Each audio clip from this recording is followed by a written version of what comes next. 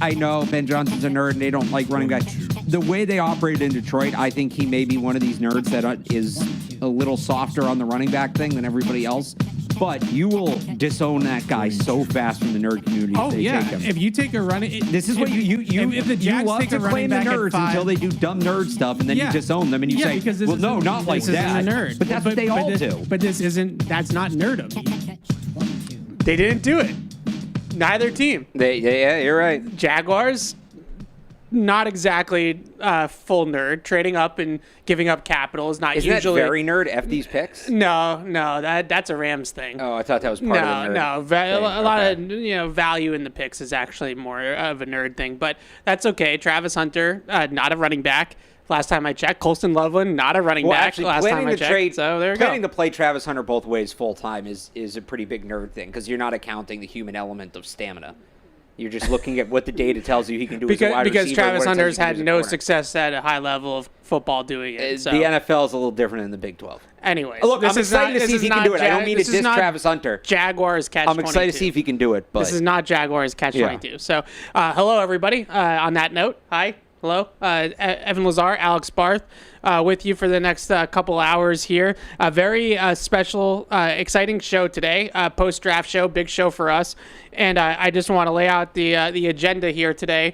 Alex and I are going to do our normal show for the first hour, 45 minutes here today, and then at the end of the show you're going to want to stay all the way to the end because yesterday we were able to sit down with Dane Brugler from The Athletic, the beast himself, and discuss the Patriots draft class and why Dane ranked the Patriots as the best draft in the entire NFL. So we're jam-packed today, so that means calls and emails. I'm not sure we're going to get to those today because we want to go pick by pick through all 11 picks, and then obviously you guys all want to hear what Dane has to say at the end of the show as well. So we got a lot to get to. On that note, I do want to start with just our big picture thoughts on the draft, and I would just start by saying we're all very excited about what the Patriots have done this offseason.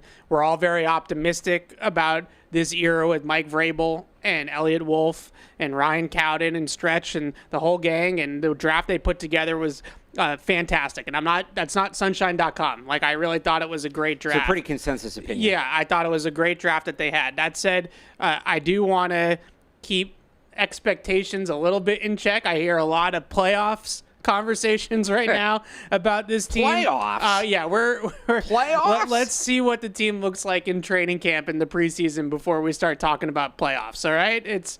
We got a ways to go until playoffs. That's back-to-back 4-win seasons to playoffs, but they're headed in the right direction. The most encouraging thing I thought from a big picture standpoint with this draft, Alex, was the feel for the board. And the feel for the board married with getting their needs checked, but also doing it with the board in mind, right? And not reaching for need or missing runs on positions of need or anything like that maybe we saw a little bit of in the 24 draft. The 25 draft, it seemed a lot more, to use Elliott Wolf's word, organized. They felt more organized. The draft made more sense. It felt more routine for them. So when he came out and said this was more organized, this process, it showed. You could feel it. It was tangible. There was evidence of it being more organized. So that's all very exciting. Like I said, we'll get to the individual picks as we go here today. But what were your big picture thoughts on the draft? Yeah, kind of the same thing. I thought the biggest thing that stood out to me was the big debate beyond the players themselves. The big philosophical debate for me for the Patriots in this draft was drafting for need versus best player available. Yeah. And then how much should you value premium position? How much should premium position factor into that? And I thought they walked the line between those two things incredibly well. Yeah. You look at their first pick in Will Campbell, that was, not to say he wasn't arguably the best player available, for what they had, but, Ashton Genty would have been the pure best player available pick, right? We talked about that. But they go out, they address their biggest need at a premium position right off the top, and then what do? They come back at pick 38, and that was a pure best player available pick. If Luther Burden wasn't on their board, and you could debate whether or not that's right, but I think we all kind of assumed they weren't going to draft Luther Burden. Yeah. So if Luther Burden's not on their board, there's a real argument that right there, Trayvon Henderson's just best player available. So, and they kind of went back and forth on that. And I thought the other thing is they did a really good job of supporting Drake May. I thought this draft helped out Drake May a ton, and I said this a lot into the lead-up, and I'll say it again. What's best for the football team is what's best for Drake May, and vice versa at this point. Drake May is their best asset. They need to maximize him. Last time they drafted a quarterback, now there were other issues there, but last time they drafted a quarterback, they did not do that. Yeah. This felt like them doing that, especially after free agency. Some people were nervous, and I get why. Like, they signed all these defensive players and Morgan Moses was, I think, the one true starter they added in free agency on offense, which was good. Diggs. Well, like the initial way. Yeah. Yeah, Stephon Diggs. That's Sure. a good point. But, like, I think a lot of these picks, you go out, you get a really good yards after catch receiver. Yeah. You get a 3-down running back who's a home run threat.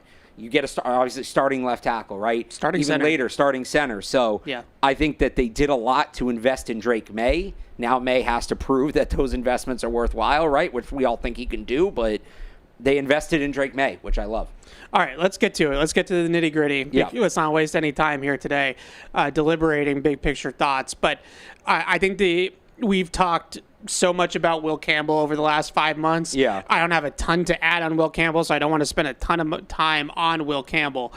I do feel like, though, I'm writing our feature series that we'll have on all 11 picks. Yeah. We're going to start rolling those out soon on the website. And I have talked to his offensive line coach at LSU, Duke Manyweather, some other people that have worked with Will Campbell, have been around Will Campbell. I got to spend 10 minutes with him even on Patriots Unfiltered last week. So now that I've gotten to know him a little bit, just from talking to people in his life, I understand the intangible even more. And we talked a ton about the intangible stuff. We talk a ton about the tangible, the football on this show. And we have deliberated and debated all the different pros and cons and poked every single hole in Will Campbell's game that we possibly could. But what I think I keep coming back to, his offensive line coach, Brad Davis at LSU, told me that he reestablished the culture of the LSU offensive line room, in terms of work ethic and competitiveness and putting in those extra, couple minutes, after practice and in the weight room and in the film room and in the cold tub and in the, with the doctors and the nutritionists and like all these different things. And when you start to think about it, and his offensive line coach even pointed out to me that he actually spent a lot of his own money, his NIL money, on working with specialists, physical therapists, trainers, things like that. This guy, as Davis put it to me, has been a pro for like 2 or 3 years already at LSU because he's been conducting himself that way and completely reestablished or built the culture back up from 2019 when they won the Joe Moore Award, Joe Burrow and Jefferson, and had a great offensive line in 2019. They took a little bit of a step back for a couple of years. Will Campbell arrives on campus, and then they are, one of the better offensive lines in the country from that point on. So as much as I feel like fans here us talk about all this leadership and intangible stuff, and they say, well, if that's the first thing you're saying about the player, then is he not really that good of a football player? No, we spent 3 months talking about how good of a football player he is. This is on top of the fact that he is a really good football player. And that's what gets you as an offensive lineman, or as last year I heard a lot of the same things when I did the feature on Drake May. It's just, that's how you get to be the number 4 overall pick. You don't go number 4 overall most of the time simply just because you're an overwhelming talent. A lot of the time you go 4 overall because of the entire package that you bring to the table. A program player. Yeah. And I think that's what they're getting in Will Campbell. And like you said, we've covered him extensively for the last 4 months. I don't know how much more there is to really add at this point, but I'm with you in the sense that, he's going to be good for the program. I don't expect there to be much of a learning curve with him in terms of, being a rookie, being a kid and figuring things out. I think he kind of has it all, outwardly it seems like he has a lot figured out at this point, which is very impressive at 21 years old. That's the other thing I'll remind people, because I think you hear so much about his leadership and his experience and this and that, but people talk about, I think people don't realize he just turned 21 in January. So this is a young guy, and from a football standpoint, like, wow. You could have he's breaking things. I have no idea. What are we doing? From a football standpoint, he has a lot of room to get better physically because he's only 21. Yeah, that's a good point, and something that I've gravitated towards, and this is not just because they've done it a lot recently, but I've gravitated towards the young breakout, the true junior declares, like those types of guys. Yeah. And now the Patriots have had 3 in a row: Christian Gonzalez, Drake May, Will Campbell. And usually those are the guys that have that upper echelon blue chip level talent. Yeah. And they break out early, and then they're able to come out early and then go to the NFL at a young age. And that's where Will Campbell's at. Do you have something else to say? No, all right, let's move on. I don't want to talk too much about it. We don't need to spend, because we got a lot of players to get to, and we've talked about him quite a bit. We've spent 5 months talking about Will Campbell. All right, next pick here, Trayvon Henderson from Ohio State, running back, 38th overall. A couple of things that stand out to me about Trayvon Henderson when I watched him pre-draft. First of all, you mentioned it off the top, home run hitter, right? This is a guy that can take a pass behind the line of scrimmage from 65 yards out and house it and put it in the end zone. Did it against Oregon, did it against Texas in the college football playoff. So we're not talking about him doing it against Long Beach Polytech, right? We're talking about him doing it against big time competition with other NFL players on the field. The other things that stood out to me, I think he's a really loose or fluid mover in space. I wouldn't say that he's a jump cut artist. Like, I don't think he's overly elusive necessarily, but what he is very dynamic in his movements, and he can create separation as a receiver. He can get out in space, and he can either eliminate pursuit angles or run through tackles or things of that nature. I think that he's one of those players that's in a similar mold. If you want to, we always talk about like ceiling, realistic comps, floor comps, right? For these types of players. The ceiling of this archetype is Jahmyr Gibbs. I think he's right now, at least in the NFL, he's the top guy in this mold, in what Trayvon Henderson is hopefully going to bring to the Patriots. The realistic comp that I made for him, and again, this is all pre-draft. This is not, the Patriots drafted this guy, so now I'm going to gas him up, was Breece Hall with the Jets, right? A guy that can do both, that can run the football, catch the ball out of the backfield, big play threat whenever he touches the football.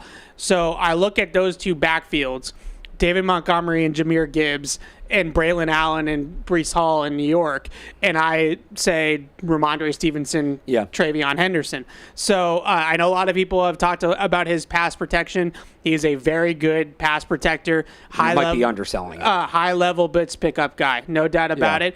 I love that element of his game. I think that's a really big part of getting him on the field on third down early on in his career. So I'm not underrating it or trying to make little of it, but almost like with receivers, you're not drafting him to block, okay? You're drafting him to house the ball from 75 yards out. Like that's what you're hoping to get with the player when you take him 38 overall. That's what you're hoping to get out of Trayvon Henderson.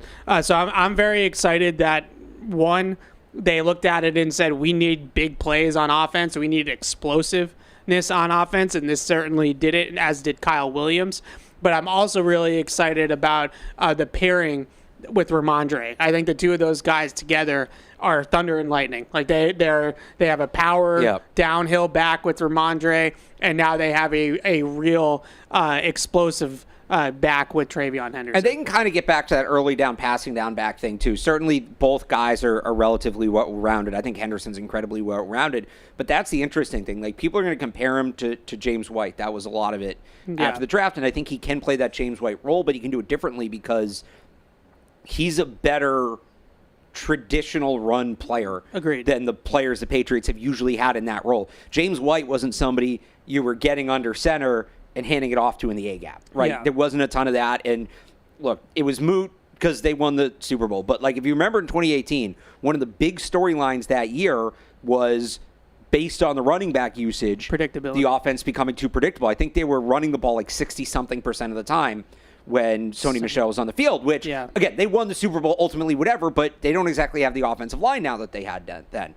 So what Trayvon Henderson does is he removes some of that predictability. And Ramondre Stevenson to an extent as well, because he can handle himself in the pass game. He's not quite the receiver Henderson is, but he's not somebody, all right, well, Henderson's in the game, because you're seeing it in the huddle. You're not seeing it as a defense when they break to the formation.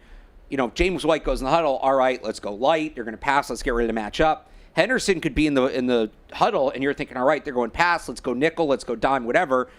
And now they come out under center and they motion the tight end in, and suddenly they're ready to run power or something like that.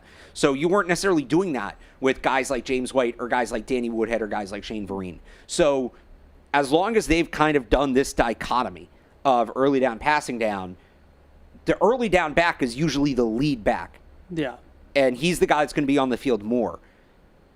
So this might look a little different where I think it'll still be early down, passing down, but the passing down back is going to be the lead back. He's the guy that's going to play more. I don't think Henderson's a feature back. That was the big concern at Ohio, or one of the big concerns at Ohio State. He had some durability issues early in his career. That's part of the reason they went out and got Quinshon Judkins in the transfer portal. But I don't think Henderson needs to be a feature back. He's not somebody that needs to carry the ball 300 times in a season to justify that pick. So, Yeah. But lead back means he's going to get the majority. He's going to be the starting running back, if you want to call it that, even though, he's not necessarily going to start every game. But I think he can be the lead back, whereas Stevenson will still play a significant role, but it might not be as big. He might be the second running back on the roster. So it's interesting because I agree with you, and I've heard a lot about his receiving upside, and that's certainly a big part of it. He averaged over 11 yards per catch at Ohio State for his career. Like I said, awesome pass protector, awesome in blitz pickup. But I don't think it's correct or fair, I guess is the better word. I don't think it's fair to call Henderson a receiving back. No. I think Henderson is a true change of pace back. Like, he's a true speed back, change of pace back. And one of the things that I've been thinking about with this pick is that we have seen, especially last year, and maybe it changes with Josh McDaniels and as they get this thing up and running and they have better players around him. But there's no doubt about it in my mind that Drake May is more comfortable in the shotgun than he is under center. And that's just the nature of the beast with these young quarterbacks these days. They're all in these spread offenses, these air raids, these RPOs, things like that. Like, they're all doing the same stuff in college football for the most part. So that's the beast right now, is that you have to be able to cater your offense to that type of team. And if the Patriots are going to be a gun run team, if they're going to be heavy in that respect in terms of shotgun versus under center split, then I love Ramondre Stevenson as a player. I think last year was a blip. I think he's a better player than what he showed on tape in 2024. But he's not necessarily a gun run back. Gun run backs are water bugs. Gun run backs have great speed, instant start acceleration, because they don't get a run up to the line of scrimmage. Like if you're under center and you're in a power I or whatever, and the back is all the way, 8 yards in the backfield, then they have that run up to the line of scrimmage to come up and hit the line of scrimmage harder.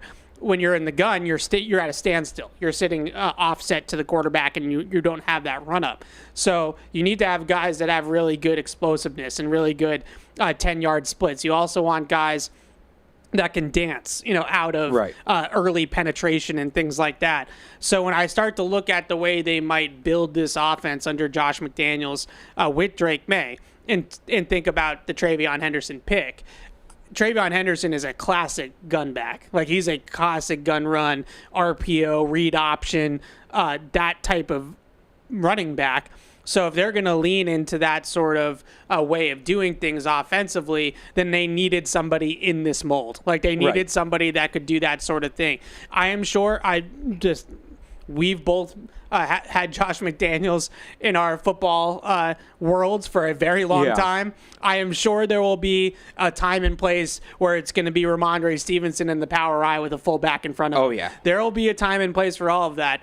But my guess is that we are going to see a lot more shotgun than maybe they did with McDaniels in the past. And, if that's the case, then this is the type of running back that fits that type of mold. My guess is I was just kind of looking up some usage, how McDaniels split running backs in the past. My guess is once they get it going, and maybe they ease Henderson into it, we'll see, depending on where he's at camp. But if they get it where they want to get it, my guess is it's going to be like 60-40 Henderson. Yeah, Or 100%. call it 55-35 with the other 10% going to Gibson or Liam Larison or somebody. And that's basically what it is in Detroit at this point, is that Jahmyr Gibbs is the featured back, but it's not necessarily the volume that you might see it for, true bell cows. So feature to me is bell cow. I used this terminology earlier. I don't know if this is like how everybody does it. This was just mine. So feature back is, remember when they asked Bill about that? Yeah, Corey Dillon in 2004 ran for right. Feature back is Derrick Henry. Feature back is Lead back just means the majority, but he's not like a heavy usage guy. That's probably a better way of putting it. I would. That's where I'm at with Henderson. I don't think he's a feature back, but I think he'll end up being the lead back. Yeah, I agree with you. I really, again, it's a stylistic thing to me more than anything, that if they're going to play that kind of offense to cater to Drake May, then he's their guy. He's the type of guy. Even if they are going to go under center more, like they still needed speed. Even from under center, they needed more speed, especially at that position, and they got more speed and breakaway ability. So, yeah. All right. Speaking of speed, this is a good pace. We're not getting bogged down too much yet. We will. 20 minutes in, 2 picks. Okay, we're doing 10 all minutes. right. 10 minutes a pick, Not bad. Like normally this would be like us deliberating a pick for like 25 minutes. And it'll also get a little shorter as we go, but I do want to get to the UDFAs too. I want to make sure we have time for Me that. too. All right, the next pick, I'm going to do a golf clap. I want you to take a victory lap. I want you to go ahead. I'm going to clear the decks for you right now. Kyle Williams, 69th overall. Nice. To the Patriots from Washington State, and I'm doing the golf clap for Alex here because you told me about Kyle Williams before the Senior Bowl. This was your guy. You were on it, and he just quickly crept up the board, or not so quickly, honestly. No, it was just kind of all of a sudden like 2 weeks ago. Yeah, like steadily is a better word. Yeah. Crept up the board. Great Senior Bowl week that I slept on. Feel bad about that. I'm telling you, next year, just remember this. The last guy up in the reps. Yeah. You don't, because you're like on to the next thing, right? Yeah. The last guy up in the, because I'm guilty of this at training camp. The last guy up in the reps, you got to pay attention to. So, because he was last up like every time. Sneaky good Senior Bowl week. When ESPN was going to commercial. And everybody comes out of the Senior Bowl week gassing up Jalen Knoll. For rightfully so. He had a great week. He's a good player. I still like Jalen Knoll a lot. And nobody, he was kind of still forgotten a little bit there. He goes to the combine. He puts down the 4.4. Then people started to rewatch the film maybe, or even just get to the film in general, like me, that was late to it. I will give, it kills me, it pains me to do this, like 1% of the credit to Chris Sims, because Chris Sims came out and ranked him as like the second best receiver in the class.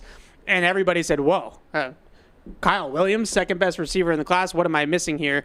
But nobody was earlier to Kyle Williams than this man right here. The Washington State coaching staff was. We got to give them credit. But from a draft point of view, and again, we'll have that interview with Dane later, and I actually kind of asked him about why maybe that was, and there's a couple different reasons. But the big thing for me to get to Kyle Williams as a pick, I won't go back and read through the text I sent you on January 25th. I just did enough stroking your ego. January 25th, when I said, why is this guy 800 on the consensus board? Yeah. What am I missing? 800 on the consensus board. But the big thing for me, so I think part of the reason he went later, he's a late breakout player. Yeah. He was at UNLV for 3 years, transferred to Washington State in 2023. He had a solid year. He had 800 yards. Like, he wasn't bad. But last year goes off, top 10 in the nation in receiving, all of that. And I wrote about this on 98.5, thesportsup.com, if people want to check it out. I asked him after the pick, like, what changed for you, right? Did he focus on something or emphasize something in his game to allow that breakout season to happen? And he mentioned after the catch. Yeah. Specifically, he said he wants to extend plays. He specifically said being able to turn a 5-yard hitch into a 60-yard touchdown, a 3-yard screen into a 60-yard touchdown. Which he literally did at Washington State. Right. One was against Syracuse, and the other one, I'm blanking on the team he was playing against. But he literally did the Syracuse one was a slant, but I know what you're talking about. Yeah. So he went from averaging 5.5 yards per carry or 5.5 yards after the catch for his career. That number jumped to 8.4 in 2024. The Patriots, meanwhile, ranked 25th as a whole in yards after the catch in the NFL last year. The wide receivers alone, so as a team, they averaged 5 flat after the catch. The wide receivers alone averaged 4. So Kyle Williams last year at Washington State was more than double that. That's why I love this pick. He's going to be able to play all 3 spots, X, Z, slot. He gets open. His separation metrics improved a lot last year as well. And then because he gets so open, he can run after the catch. Now, it's 1-year production, so he's a little less proven. And I don't think the drop issues are as big as some people are making them, but he's not exactly the most sure-handed guy. Yeah. So that's why he fell. But if they can get that figured out, and by the way, I think him working with Stephon Diggs is going to be amazing because there are some similarities there, certainly, at least to me. I think he's a guy that can be maybe a low-end number 1, certainly a high-end number 2. Doesn't quite have the size to be that true, like, number 1 X guy, but just his ability to create after the catch, which he clearly worked on a lot last year, they desperately needed that. I don't know the last time. The reason, I'm so nervous to say, I feel like they're in a position to maximize Kyle Williams. Yeah. And I'm nervous to say that because we've seen how it's gone for wide receivers the last few years. But I don't know the last time they had a wide receiver with this makeup. He's not the big slot. He's not Jalen Polk. He's not a contested catch X. He's not Javon Baker, N'Keal Harry. He probably profiles closest to Pop, but Pop's not going to be outside playing the X. Pop's not running, some of the deeper routes that he's running. So this is the kind of wide receiver we've wanted them to invest in for a long time that they just haven't. Yeah, and he's a great fit for Josh McDaniels, who I agree that one of the things with the draft is there's always these coin flip decisions, right? Like they pick Kyle Williams. I had Jalen Noel, in full disclosure, with a higher grade than with Kyle Williams, higher up my rankings, I should say, than Kyle Williams. So the honest question for people that followed us pre-draft and looked at my spreadsheet and my rankings and stuff is, well, why all of a sudden are you now a big Kyle Williams guy, right? Shouldn't you be saying that they should have drafted Jalen Noel? But I think one of the coin flips and one of the decisions here is about why did they draft the player in Kyle Williams over Noel. And I think the biggest reason is something that you hit on is that Kyle Williams has a little bit more ability to project as an outside receiver. Yeah. I think there's a little bit more there in terms of him playing on the outside, whether it's as a true X or whatever you want to call it, than with Noel. Noel, I think, profiled for pretty much everybody as a true speed slot. He was an inside receiver. That was what he was going to be in the NFL level. With Kyle Williams, there's a lot of really encouraging release work as an outside receiver that gives you hope that he maybe can play closer to a 50-50 split. Ideally, especially in this offense, he is a chess piece that Josh McDaniels is moving all around the formation to get him free release off the line of scrimmage, whether it's in motion, it's a stack, it's a bunch, it's a slot rep, whatever the case may be, just hunting free releases all over the field. Because when he gets those free releases, like the play against Syracuse, the Patriots have historically called that two-lane. They have that concept in their offense where the receiver on the line of scrimmage kind of runs a vertical, but he's really running a pick. He's kind of running a rub, right? And that's going to create that pocket of space underneath the defense. And Kyle Williams actually has an option on that route. He can break in, or he can break out, or he can settle against zone coverage. And he's just going to read the leverage of the defender. So when the defender sets up outside of him, he just breaks into the middle of the field, and then he's on the runway, right? He's just shot out of a cannon and houses it against Syracuse in the bowl game last year. Those types of routes are typically run by the Z receiver in this offense, but that's all minutiae. It's kind of not here nor there. It doesn't really matter. The point is that you can see Kyle Williams doing things that easily translate right into Josh McDaniels' scheme. Right. Whereas I don't know if you could necessarily do that with their past picks at receiver. What was N'Keal Harry's fit in Josh McDaniels' offense? It never made sense, right? What was Tyquan Thornton's fit? Sacrificial X. But you drafted a sacrificial X with the 50th and he overall kept pick. Part of that too is just injuries. He kept getting hurt. Right, but it just didn't feel like he wasn't a technician. He wasn't a great yards after catch guy. He wasn't a quick hitter guy. He wasn't an early separator. Like, he wasn't a quick separator off the line of scrimmage. They drafted a vertical X receiver to play in an offense that doesn't feature vertical X receivers. With Jalen Polk, I think there was a little bit more translation of what they used to do in the past, but probably not as much translation in an Alex Van Pelt offense, which is what they were drafting for at the time. So it just seems like this player has a great marriage between what he does well, what McDaniels wants to feature, and what the team needed. And all three of those things kind of came together with Kyle Williams in a really nice way. So the rep that I keep going back to, other than the Syracuse one, just because it's a concept that I've seen the Patriots run a million times, is 2023 when he runs right by Travis Hunter. Like, that ability on the outside to just stack and separate on a go route outside the numbers on the best cornerback in the nation, like that you hope is going to translate a little bit more than, let's say, like a Jalen Knoll would have done. Whereas, Knoll is probably a little bit more polished as a route runner right now in terms of the technique and the top of the route and all that kind of stuff. So I wanted to try to do comps for most of these guys because I think it helps people understand. I think the archetype, the ceiling of this mold is Garrett Wilson. And I don't know if he's Garrett Wilson. Like, I've heard that comp with him. Garrett Wilson was, I believe, the 11th or 12th overall pick in his draft.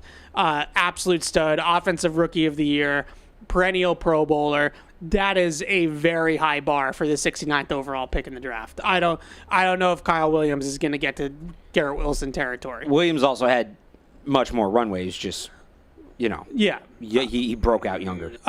So I would say the guy that I have gravitated towards, and just because from a measurable standpoint and a play style standpoint, is Rashad Bateman in Baltimore. And I know Rashad Bateman sounds like a bust when you say the name Rashad Bateman.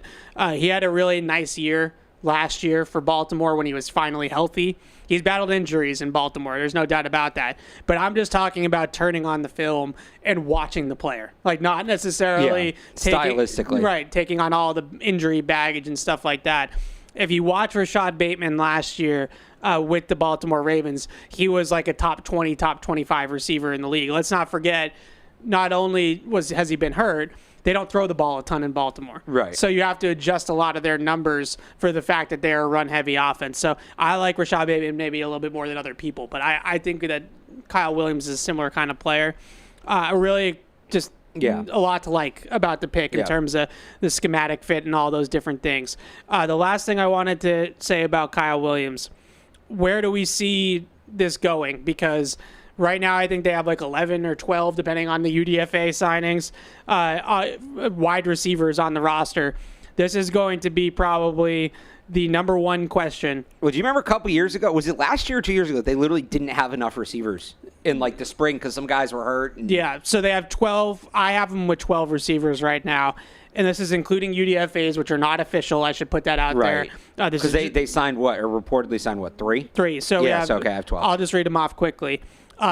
Diggs, Mac Hollins, Pop Douglas, Kyle Williams. I think those 4 guys, I had them at the top of the list because they're going to be on the roster in some way, shape, or form. Yeah. Diggs might be on PUP, but he's going to be on the team. We know that.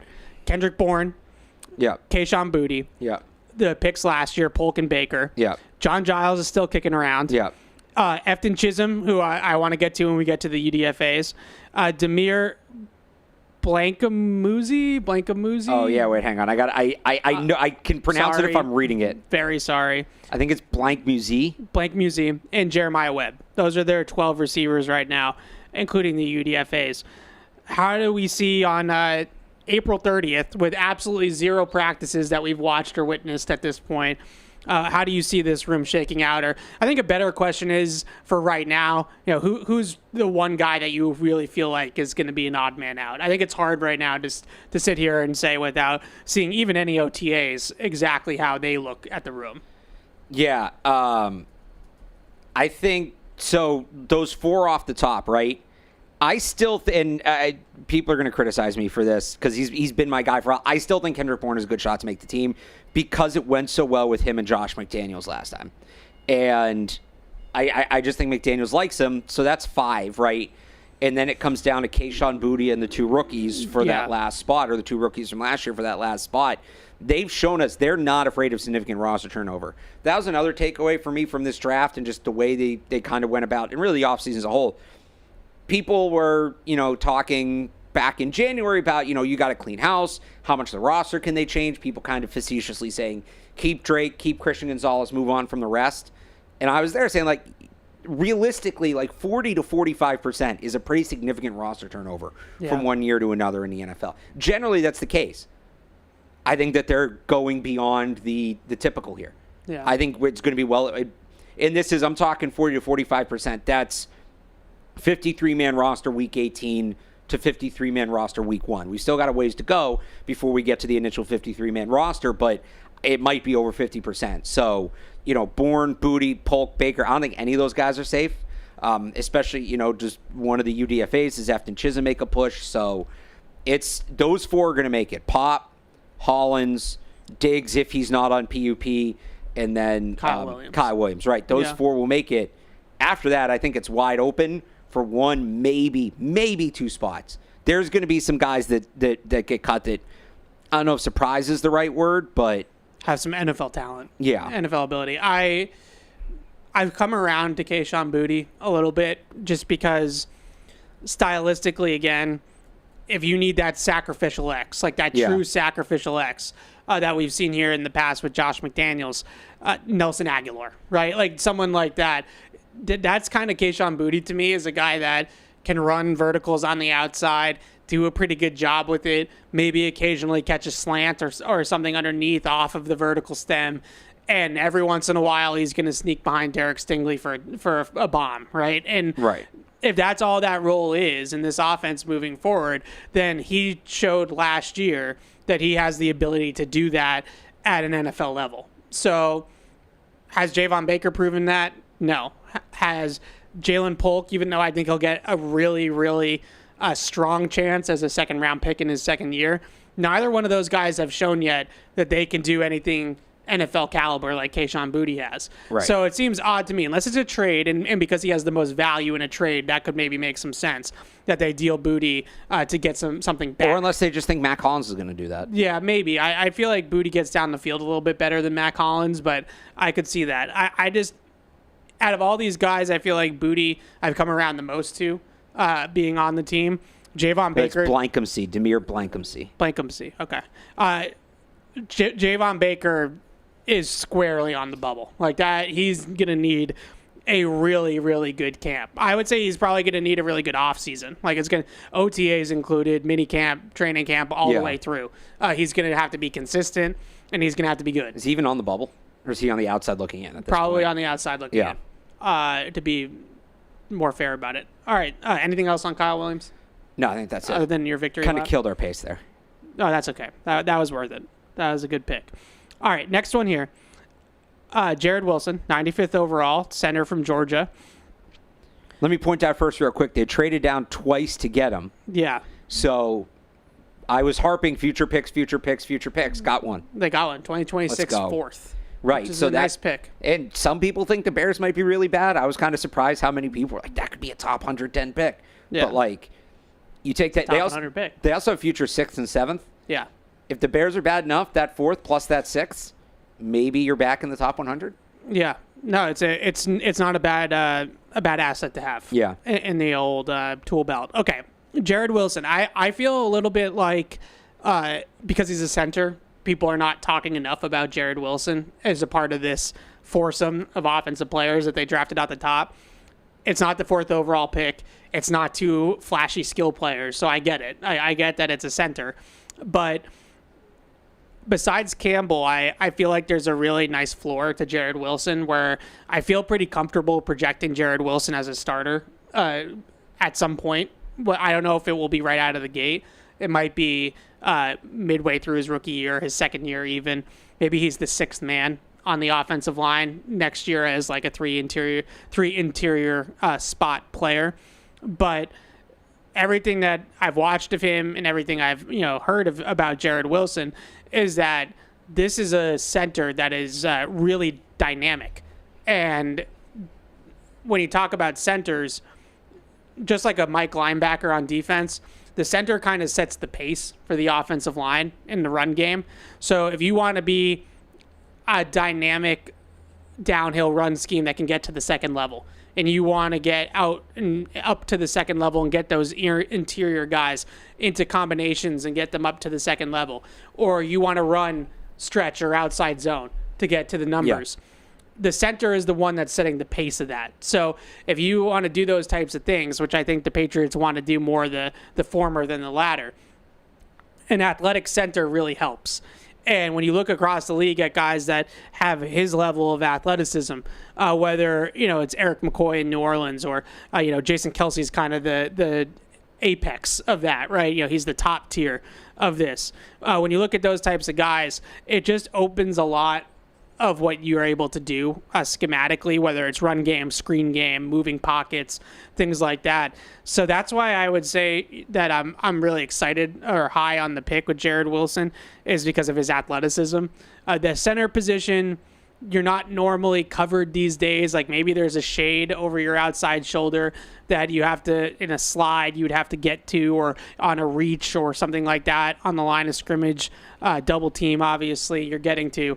But there are not a lot of head-up rushers anymore these days over the center, right, especially on early downs. Teams don't play with a ton of zero technique nose tackles. So he's more of an athletic center, wide body.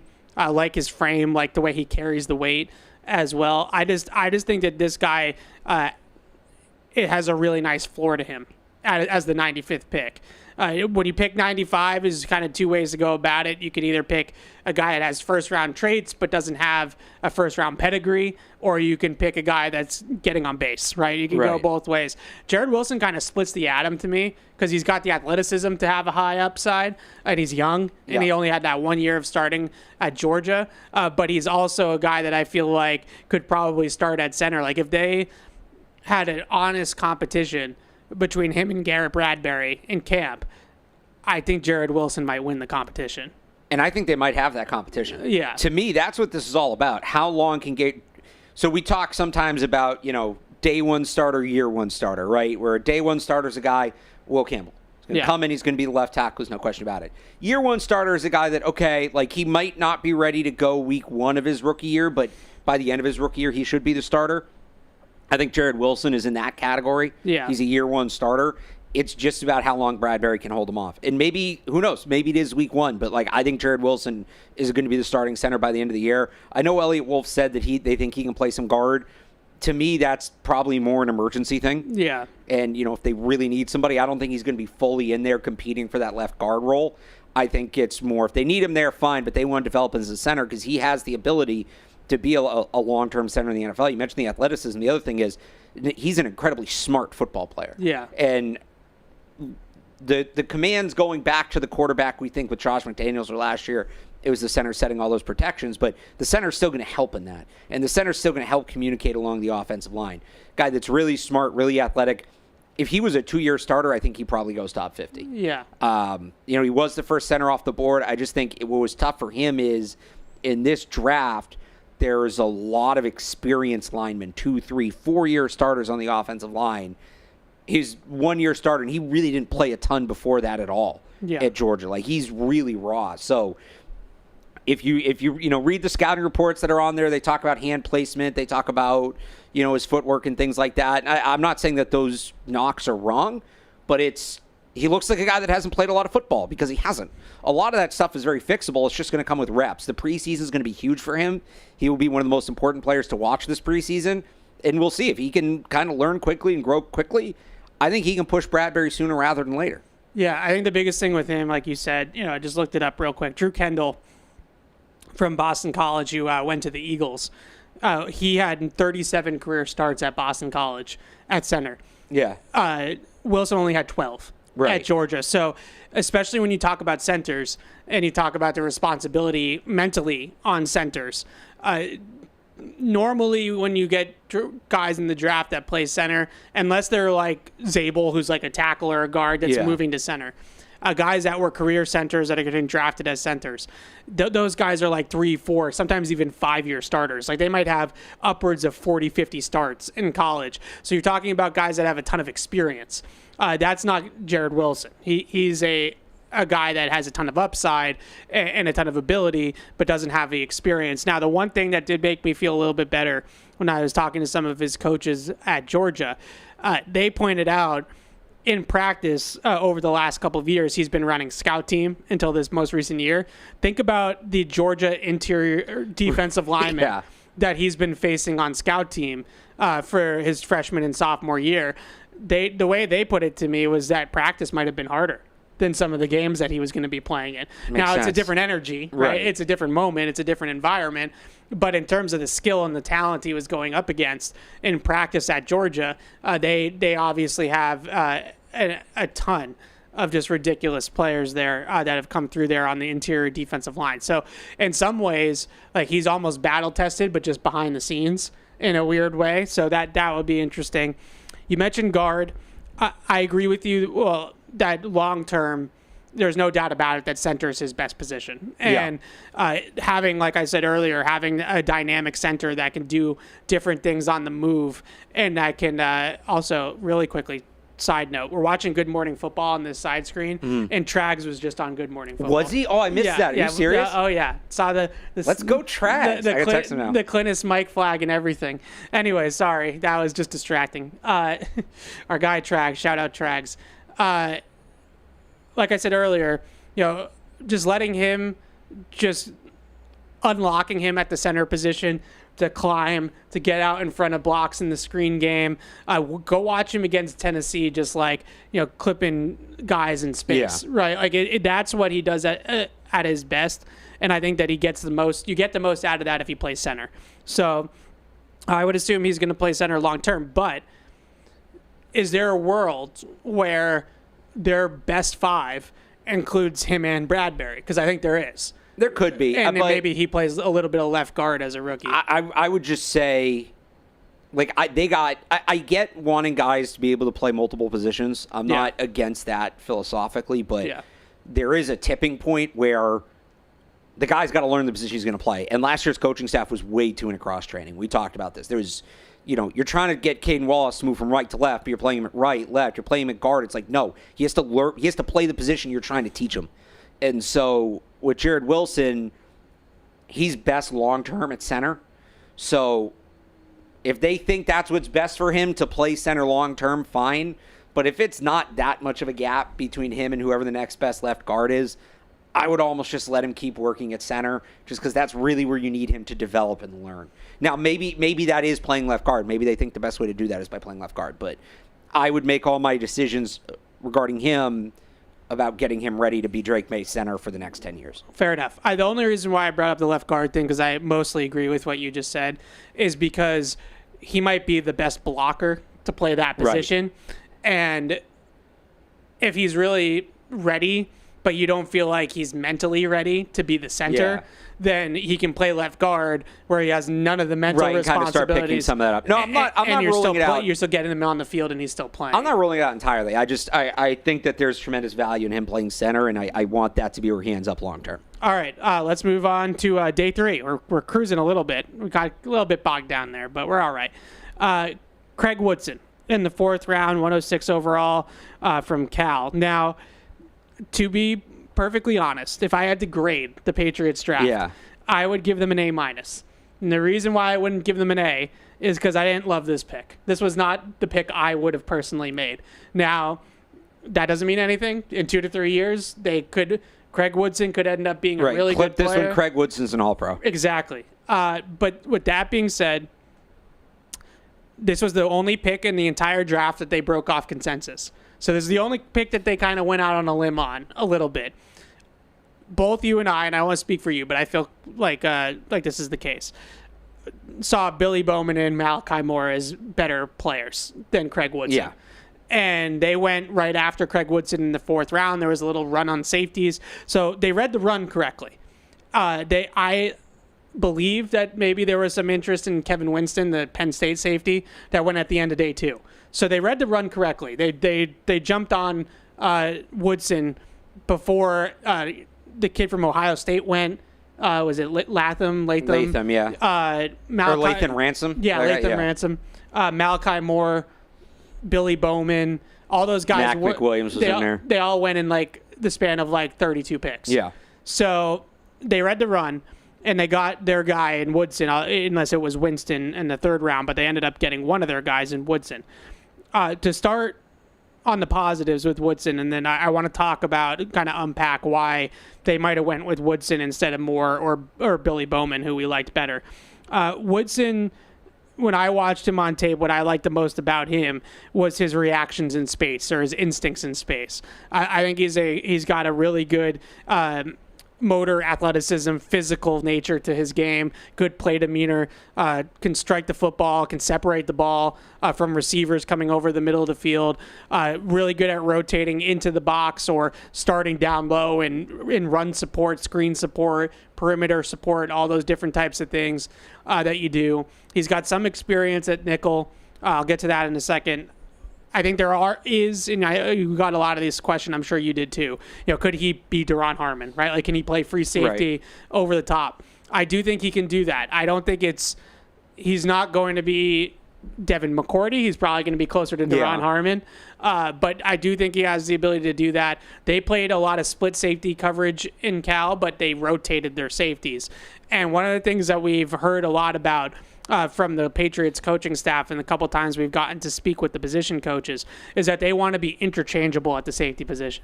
They don't want this guy's free safety, that guy's strong safety, this guy's playing post, that guy's playing robber, and to have teams be able to predict which one's which on a down-to-down basis.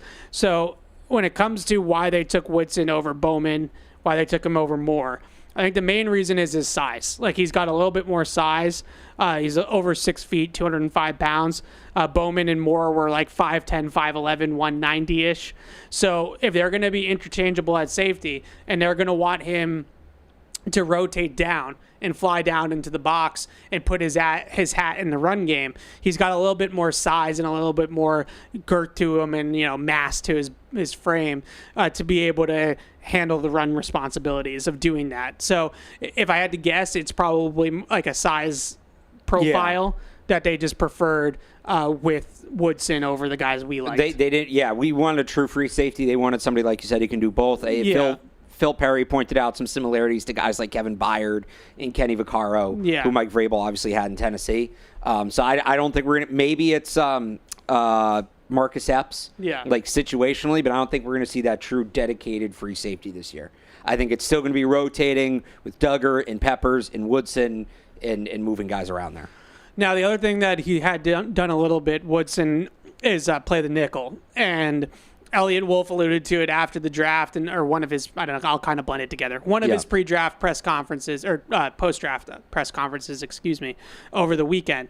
He alluded to the big nickel being in this defense and having a guy that isn't a Marcus Jones body type, but is more of like a Craig Woodson body type, frankly, right? Like a guy that's maybe pushing over 200 pounds that can cover. The one thing that I hesitated with Woodson in that role is I thought his man coverage tape was a little bit inconsistent. Watching him against Syracuse, he faced Gadsden, their tight end, a handful of times. And I thought Gadsden got the better of the matchup. I thought he struggled in man coverage against him. So that's a receiving tight end. Like, that's what Gadsden's really like, a big slot receiver. He was a receiver. There's a recruit as a receiver. Yeah, so that's his specialty. But I don't know if I saw the transitions or the smoothness in his hips in his transitions to be able to stick in man-to-man coverage against dynamic tight ends. We'll see. Maybe they clean that up. Maybe that was just one game and he cleans that up moving forward. But I wouldn't necessarily say I thought he was a high-end man coverage player. I thought he was a little bit on the lower end in that vein. Yeah. But what I did like about him a lot, like I said, was his ability to track the football in terms of like having eyes in the backfield on the quarterback in the backfield action and then making plays. He also talked about Woodson himself said something along the lines like, I love contact, I love to hit people, whatever that is.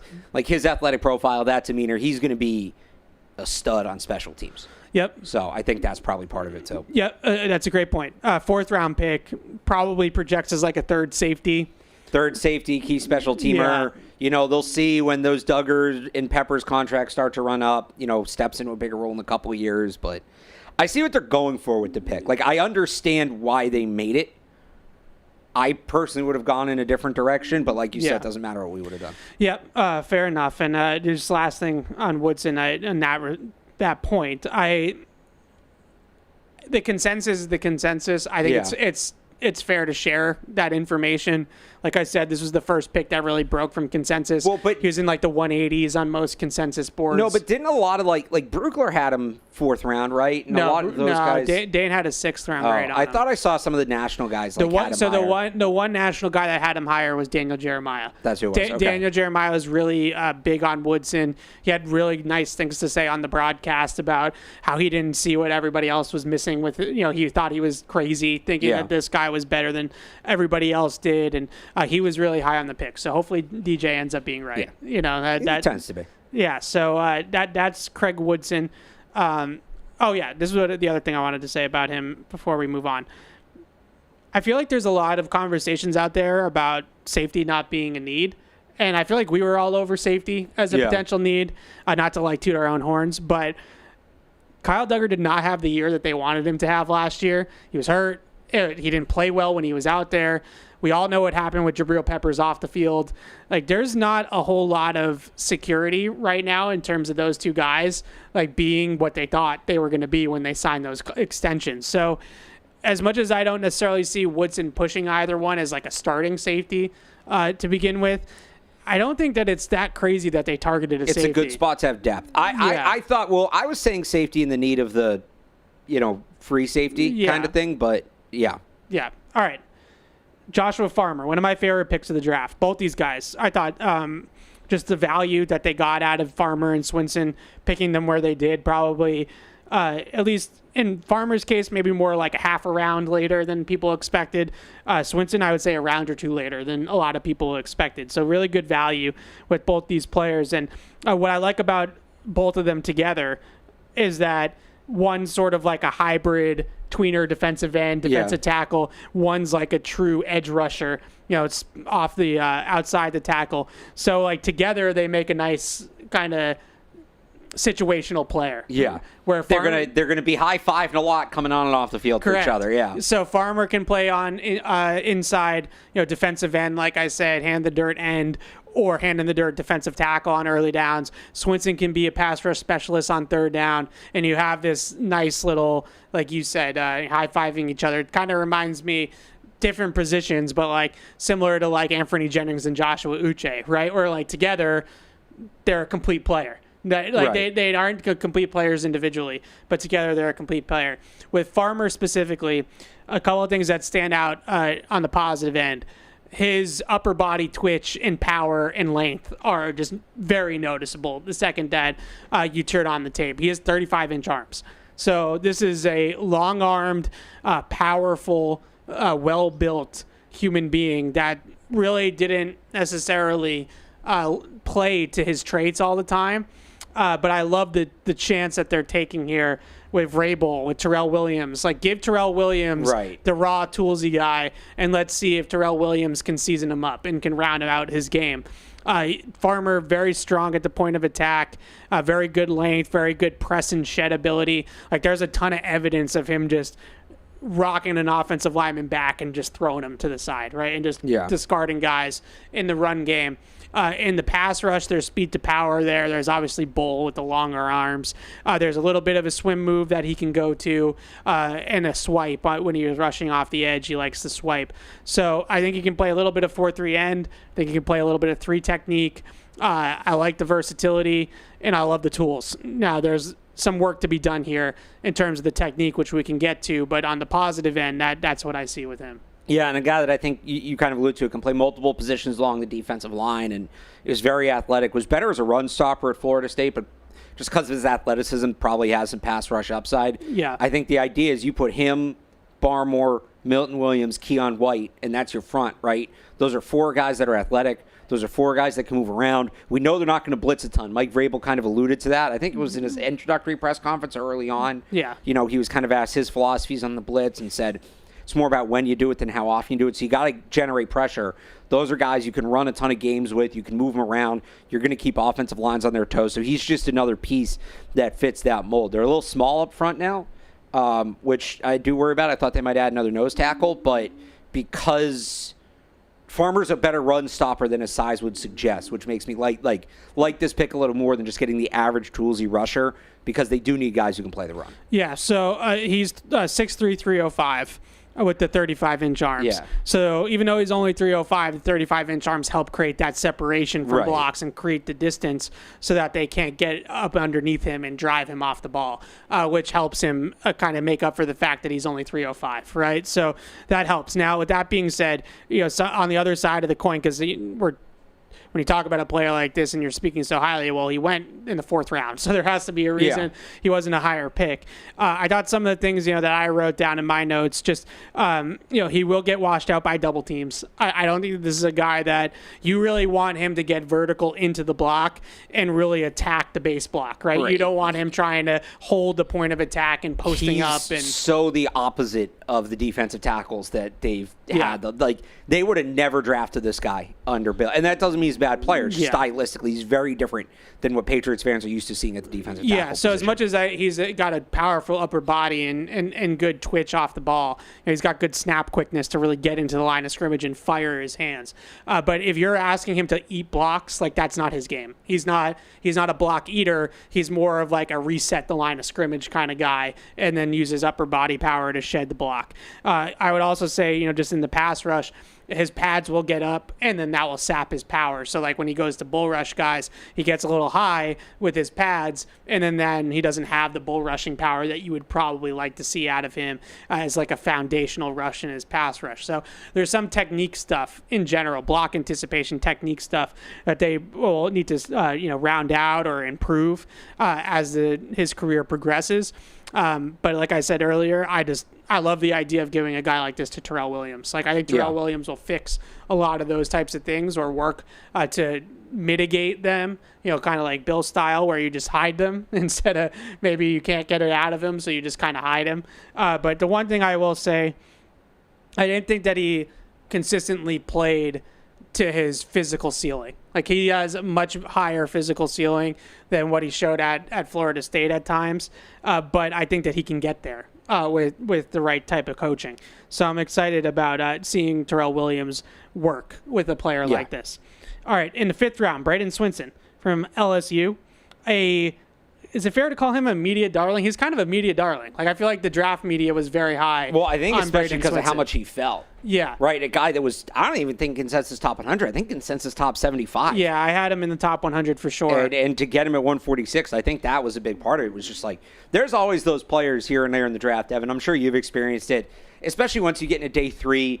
The picks are coming so quick, and you're following what your team's doing, and you'll see a guy get drafted.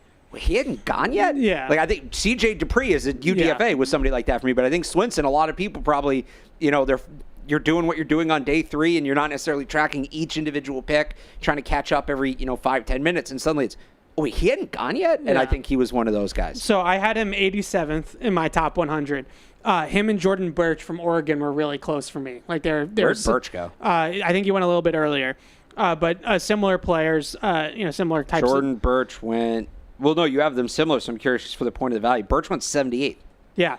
So it's not a little bit sooner. I'll let Dane talk about some of the reasons why he might have fallen. Swinson was 71 on the consensus board. We asked Dane about Swinson, who was his favorite day 3 pick out of the Patriots Hall, and he had some good intel on why he might have fallen. So you guys will hear that at the end of the show. But in terms of Swinson's skill set, I describe him as a speed to power rusher. Like, that's sort of how I see him. Other people see him as more of a pure speed guy with great bend. I think he's got a little bit of both to his game. Look, he had 60 pressures last year at LSU. Yeah. So 60 pressures in the SEC is not something to... It's not light work. That's not light work. And he didn't have to face the short arm tackle. Yeah, right. He only didn't practice. So 60... Did you see LSU put out a picture of the two of them? In practice? At practice, like going at each other? Yeah. That's that awesome. was cool. 60 pressures and 31 stops, too, in 2024 at LSU. That's really good production. And what I like so much about Swinson and players of this mold, I think when you look at the players that succeed in the pass rush in the NFL, most of them win with speed and win with bend.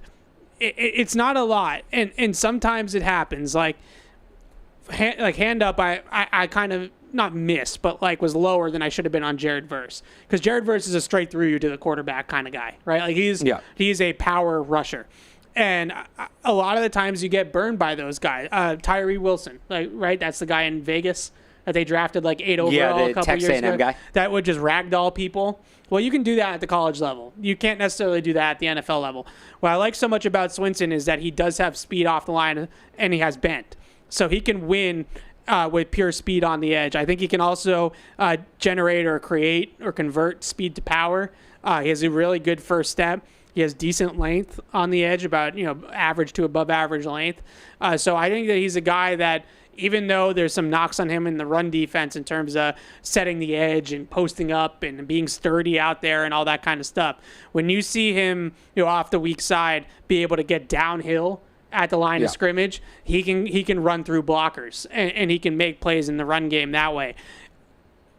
Short term, his best path to getting on the field or making an impact on the team is rushing the passer. There's no doubt about that. He's definitely a situational third down rusher early on in his career, but similar to what we did with Uche over the years, like, can he get good enough against the run to be a 3-down player? That's going to be the question with him. I have no doubt in my mind he's going to stick in the league as a pass rusher. Yeah. He's going to be a third down situational pass rusher in the NFL. The question is he going to be able to be more than that? I don't know. Yeah, it's a fair question, but for where they took him to get a situational pass rusher there, and they needed more pass rush depth, so it makes sense to me. I think he's another guy too that if the coach is like, this is a coaching staff that's kind of coached up guys with these raw traits and gotten to a high level. So he mentioned he was excited to work with the Patriots coaching staff when we talked to him after the pick. Yeah. So we'll see, but I think there is untapped potential there. Yeah, he's over 250 pounds, so he's not tiny. It's not like he's 6'3", 255, so he's a well-built guy. He's not built like, if you think like speed rusher, like he's not built like one of those guys just flying around the edge. Right, and he's not built like a guy that couldn't be better against the run. Right. Like he's not he's not Josiah Stewart, where he's 6'1", 240 pounds soaking wet. I just thought some of the things that he struggled with in the run game, he's a head ducker into contact. So like when he comes off the ball and he sees the block, he's going to duck his head into contact.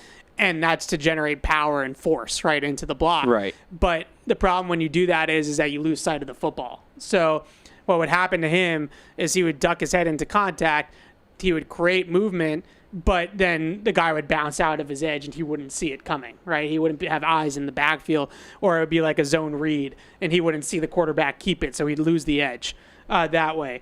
Those were the things that you saw with some of the head ducking with him on tape. A couple of the other things, just eye discipline, misdirection. Those are the things that I thought were, kind of had him. Anchor was a little hit or miss in the run game as well. So even though the anchor, I don't know if that's going to vastly improve. Maybe it does. Maybe he adds more mass and play strength in the NFL, NFL strength and conditioning program, as Paul Perillo likes to say. But in my mind, if he can just be more, eyes in the backfield and head up and eyes in the backfield and more focused on the ball in the backfield, I actually don't think he necessarily needs to be super strong on the edge, especially in a scheme like this. It's going to allow him to get up the field. So I think Swinson's going to be a solid get for them in the 5th round. I think most people do. All right, it's your time to shine again. The kicker. Yeah. How excited are you that the Patriots drafted a kicker, Alex? So I like the way they did this. A lot of people are nervous. Andy Borregales is who we're talking about. Andy Borregales from Miami. Automatic Andy, as they called him. I like that. Which is fair, because Jeremy Springer, when we talked to him last month, said consistency. That was like the big thing he kept talking about when he was asked about kickers. Yeah. Consistency. Borregales is the most consistent kicker in this draft. He doesn't have necessarily the highest highs compared to some other guys, but he never, Ben Sauls was my guy for a while, right? Ben Sauls did have a pretty bad 2023. Like, he was not good in 2023. He rebounded in a big way in 2024. Borregales was just steady Andy. Like, his numbers took a jump in 2024. It was his best season, but he never really had you don't really look at him having a bad year. He just kind of got progressively better every year. So that's why I think they took him. And I get people might be nervous after what happened with Chad Ryland a couple years ago. So where it's a little different, they took Chad Ryland in the 4th round. He was their, I think, 4th or 5th pick. Yeah. They took Andy Borgalis in the 6th round as their 8th pick, I believe, 7th or 8th. So it's a lot less risk for a guy that I think is a better kicker. The other thing is Borgalis is the first kicker off the board. The Patriots actually kicked off the kicker run. Tyler Loop went to the Ravens a few picks later. The reason the Patriots took Ryland as high as they did in that draft was the 49ers reached on Jake Moody, who also hasn't been great. Yeah. They took Jake Moody in the top 100. So that was more reactionary pick than anything else. The Patriots, this was not like, shoot, we got to get a kicker and, drafting somebody higher because you're afraid. No, they took the kicker when they wanted to take the kicker. So, he should beat out John Parker Romo for the job. He's a guy that doesn't have the biggest leg but has a big leg. I think you feel comfortable 50, 51, 52. I don't know that he's somebody you're going to in the, 57, 58 range. Yeah. But, I know you feel strongly about this.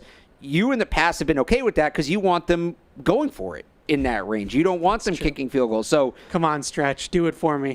Come on, Stretch. His career long is 56. Yeah. He's been pretty good from 50 when he's tried it, but it's mostly low 50s. Yeah. So it's not like Nick Folk, all right, 40 and in, he's automatic. Anything like 49 plus, you're just not going to try. He'll step into that 50 range, but he's consistent. He's experienced. And he also, one of his coaches talked about in an interview, he has a linebacker mentality. Jeremy Springer talked about it's going to be important that kickers can cover kickoffs now in this new rules. I love that this is a thing. He's willing to do that. Yeah. The one question, obviously, can he kick in the cold? Yeah. And that's not something we can answer during training camp, right? Right. We're not going to get an answer to that till we get an answer. I will say, when he was asked about it, I loved his answer because a lot of kickers get asked about that and say, well, kicking's kicking, I'm not really worried about it. He said, I understand it's a question, and I'm looking forward to prove people wrong because it's not the same. Kicking today when it's 70 degrees and sunny is not the same as kicking in a snowstorm, is not the same as kicking when it's driving rain and 40 degrees with 20-mile-an-hour winds. Yeah. It's not. And he's going to have to learn how to do it. It's going to be an adjustment, but – and this isn't me saying he can do it. Again, this is the kind of thing where you don't know till you know. But I do like that he's taking the approach of not saying, well, I don't really care about it. He clearly cares. He clearly understands it's different. Said he's looked up to Adam Vinatieri, so he has some understanding of that.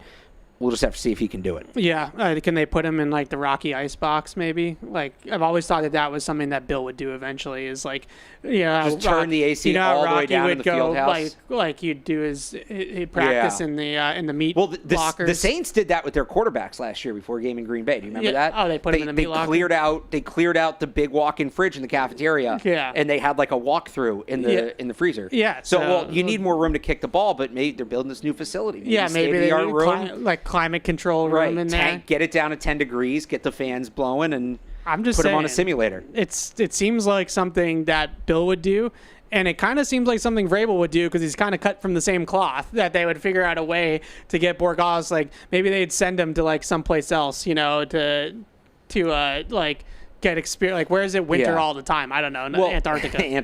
North Pole. Well, so something Springer talked about when I asked him about this was for him, it's about how well the guy strikes the ball. And think about this with quarterbacks, right?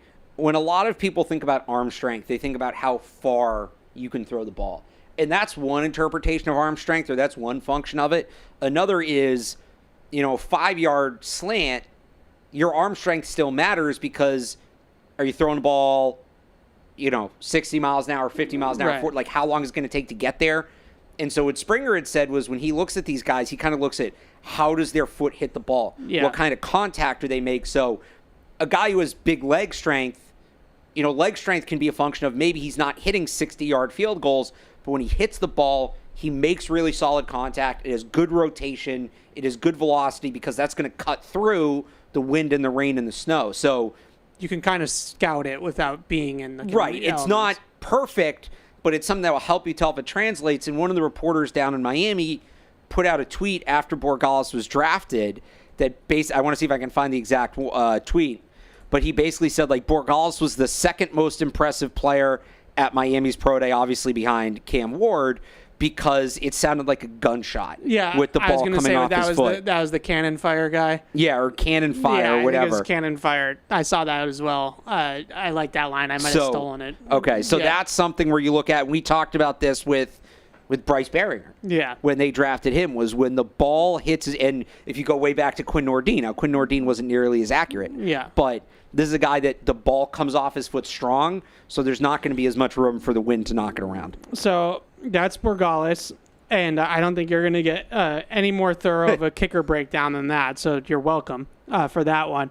7th round, 220 overall, Marcus Bryant, the left tackle from Missouri, started his career at SMU, was at Missouri last year, and they were so confident, I guess is the word, or so comfortable, I think is a better word, in Marcus Bryant that they didn't flip Membu.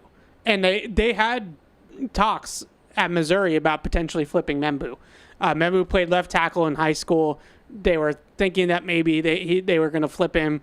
Then they end up getting Bryant in the portal from SMU, and they're like, all right, well, we have this experienced left tackle coming from a decent level of football at SMU and good program, so we feel pretty good, and we're going to not mess around with Membu, and we're going to keep him on the right side.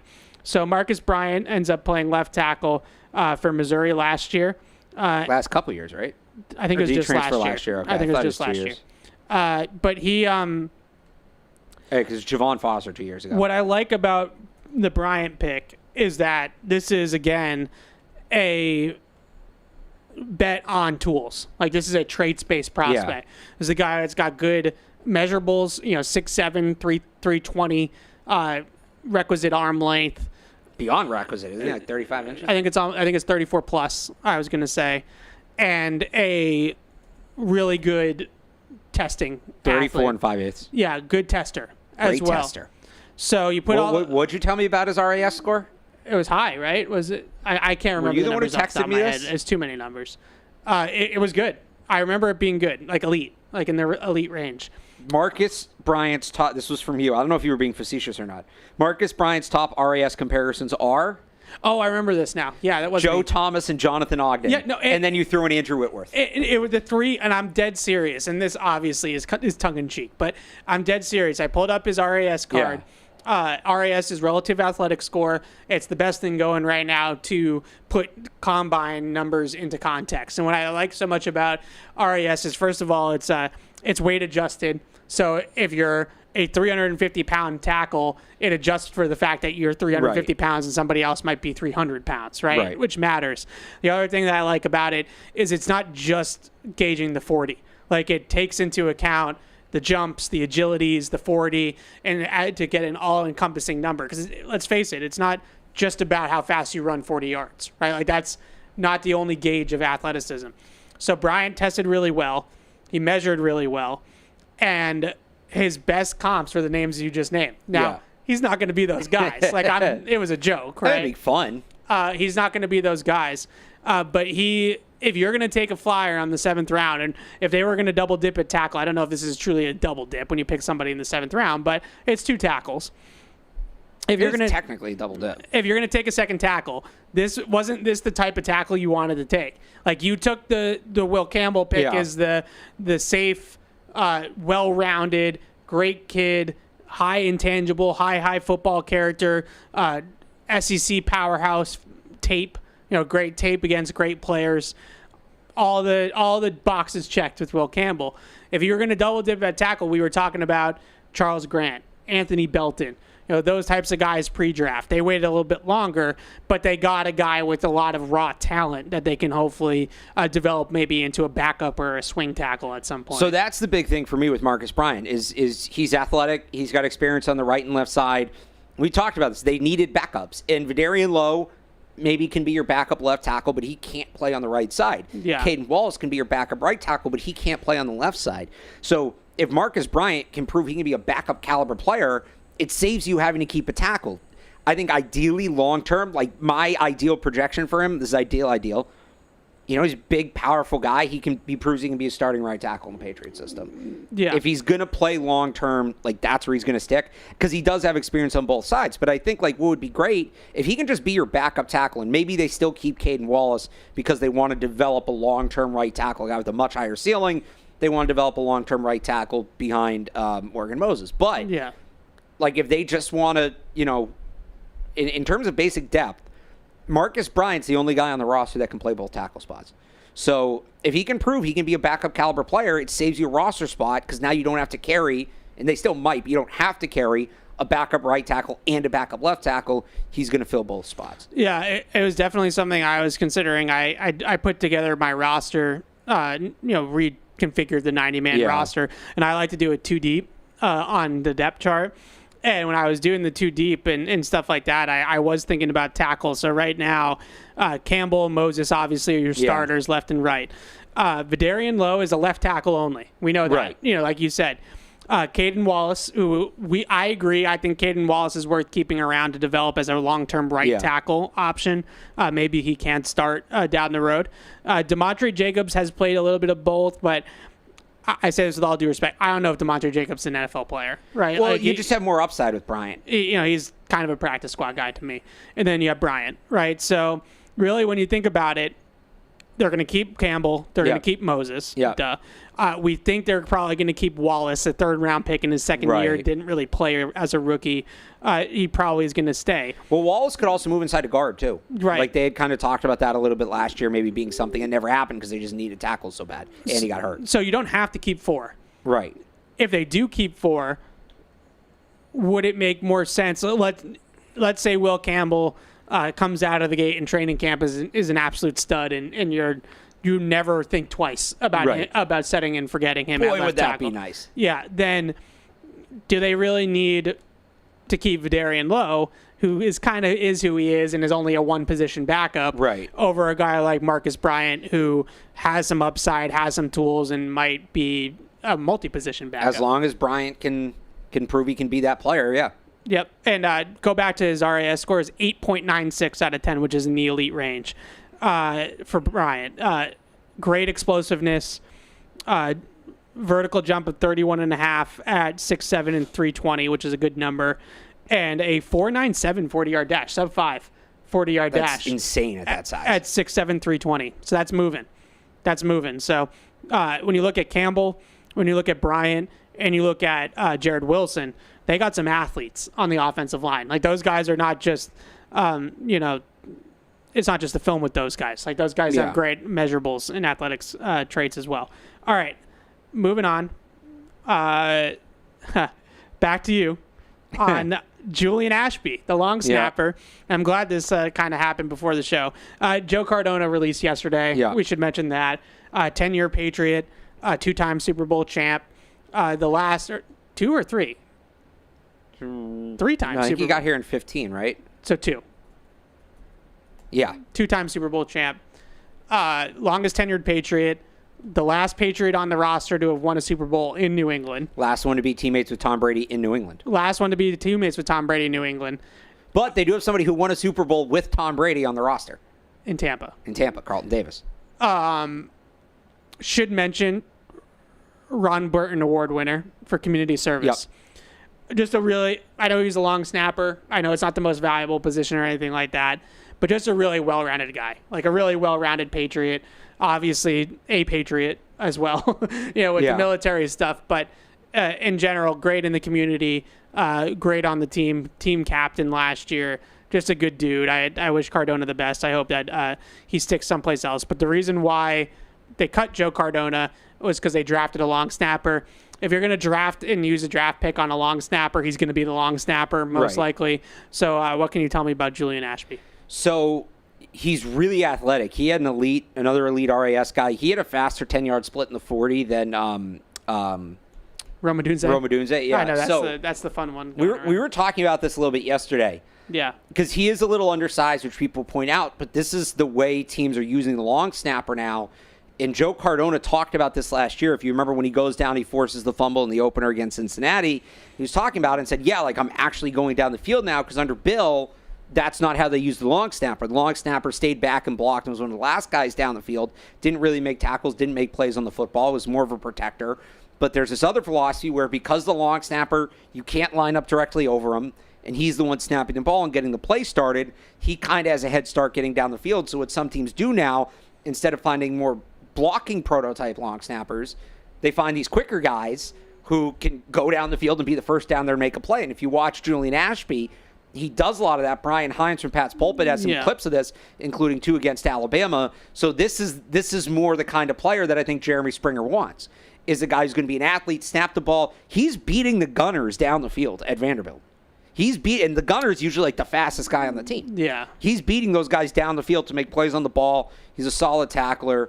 So I think it's a stylistic change. They want a guy that can go and be a factor in coverage, and not just a guy who's going to snap and protect, and that's what Ashby's going to do. So when you talk about being the first down the field, the fastest way is a straight line, right? So the guys on the outside obviously have to come in, and then they also have to be blocks on the outside. So the long snapper's uncovered, and he's right up the gut. Yeah. So if you kick the ball right into the middle of the field, which usually you don't want to do, but if you kick it right up the middle, then the long snapper, it stands to reason, would be the first one down there. So the thing about that, and different people will tell you different things on this, but yes, you usually don't want to kick it down the middle of the field. Yeah. If you're trying to pin a team, right? If you're punting from around the 50 and you're trying to pin a team, the sideline can be a friend or a foe.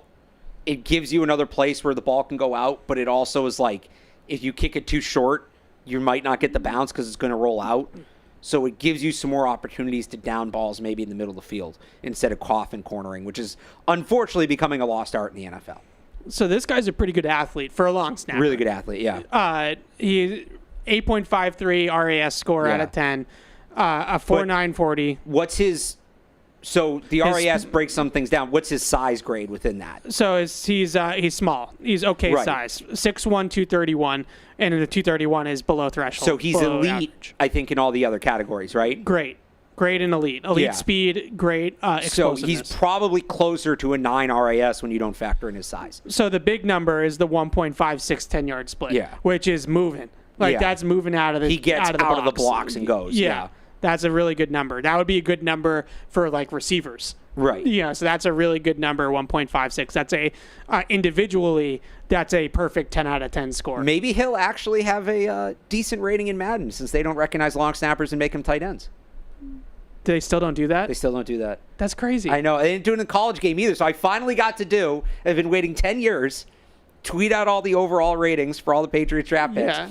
Poor Julian everybody I think was 85 or higher, except poor Julian Ashby. I have to do a 56 with an asterisk because it's still tight ends. They don't recognize them as long snappers. Well, so is that just because they don't want to put in the work to actually evaluate the long snappers? Probably, but we just broke it down. There's things you could put in to make it a thing. That's true. All right. They had 390 overall guys from NCAA, by the way. It was a good draft. Yeah. Last one. Mr. Irrelevant himself, Kobe Minor. Yeah. From Memphis. Kind of cool, Mr. Irrelevant thing. Yeah. So that was fun. Kobe Minor from Memphis. I think the thing that stands out to me about this pick, besides him being Mr. Irrelevant, which is notable, right? Is we've talked a little bit about slot corner and maybe what's Marcus Jones's role in this defense? What's his fit? What's his future with the Patriots? They could probably use a little bit of depth in the slot. I mentioned earlier that I was trying to put together my depth chart the other day on Monday, and I didn't really feel great about who to put behind Marcus Jones in the slot. It's probably Isaiah Bolden is the guy I feel the best about as a bigger slot corner. He's practiced a little bit some in the slot with the Patriots the last couple years. Kobe Minor doesn't have great top end speed, but he's got coverage ability. He's got zone coverage ability. He can handle those responsibilities. And I think that a lot of people project him to be better off inside because of the lack of long speed. So I do wonder if they're going to have him come in and compete as a slot corner. Yeah, that certainly seems like it. Also a guy that's a good athlete, I think, and somebody that they probably have earmarked for a special teams role primarily. But yeah, they needed slot corner depth. He's going to compete. Jordan Polk, undrafted guy from Texas State, has been listed a lot of places as safety. Yeah. But primarily played slot corner for the Bobcats last year. there's going to be an interesting competition there. You just hear a lot of scrappy, physical, not afraid to stick his hat in the run game. And when you hear those types of things, nowadays, nickel, 11 personnel, new strong side linebacker, like you think about the slot and guys like that playing a slot, especially if they don't have the top end speed to hang as outside corners, you can move them back inside and maybe get something out of him. A flyer, we'll see what happens with him. Obviously, last pick in the draft, you're not expecting a ton. So that's the draft class. That was good. Look at that pace. That's pretty good. That was one of our best ever. Like normally this show takes us like 3 we still hours. have the UDFAs. We saw the UDFAs, but that was a good pace. I'm proud of us. I really am. So about those UDFAs. Yeah. So the Patriots have signed unbelievable UDFA class. Quite a few UDFAs. What are we up to now? Like almost 17. 17, I was gonna say, right? We're getting to a high number here. So I have a couple that I'm higher on. I know you have a couple as well. Yeah. I think the ones that are the most notable to me are Efton Chisholm's got to be on the list. Land Larison's got to be on the list. I think those two guys are on everybody's list. Jack Connolly from Boston College, I find interesting. And then, of course, the fullback, Brock Lampy. Well, also C.J. Dupree. Oh, I'm probably the highest on C.J. Dupree. I know, I was waiting for that And one. I just forgot C.J. Dupree. So I would say those 5 are probably the guys that I look at. Oh, and Elijah Ponder. Yeah. So 6. We'll throw the one in on defense. It's mostly an offensive class. So those 6 guys I look at and say probably have the best chance to push for roster spots. Who was your favorite? We have a couple minutes, so we can go on all 6. But who is your favorite out of this group? My personal favorite is probably Larison. Yeah. I think the guy... this feels like a lazy take, Evan. I don't know. You tell me. Brock Lampy's the most likely to make the team because he's on the top of the depth chart. Yeah. So, he's going to make it because they need a fullback, and he's a fullback. Beyond him, Larison's super fun. Reminds me a ton of Brandon Bolden. Yeah. I think he's a physical ball carrier. He can run between the tackles. He can catch the football. I think he's going to be a stud on special teams. I think he ends up making the team. There could be 3 or 4 of these guys that make the team. Yeah. C.J. Dupree... We talked about this guy a lot during the pre-draft process. Turned out they got him as a UDFA, primarily blocking tight end, but has some receiving upside you can tap into. Really was the late day 3 Mitchell Evans, who we liked, but then obviously ended up going undrafted, I think, to a lot of people's surprise. Yeah. So I think he has a good chance. Chisholm, just cut and dry. Josh McDaniels, slot receiver. I don't know how much more we need to say there. And then I also like Connolly. Can play 4 spots. We'll give you some depth. We talked about the importance there. Wilfred Panay will be an interesting one. I also I kind of just mentioned him, is Jordan Polk from Texas State. A ton of slot experience. Some of it's at the FCS level, but has a ton of slot experience. Plays physically. I think he forced 3 or 4 fumbles last year. So they need a backup slot corner. And I think he's going to be right there in the mix of the competition, can play some safety as well, and should be a good player on special teams. There's a G. Scott, too, if they want a more receiving tight end. I think he's certainly a guy I'd like to keep on the practice squad and develop for a year.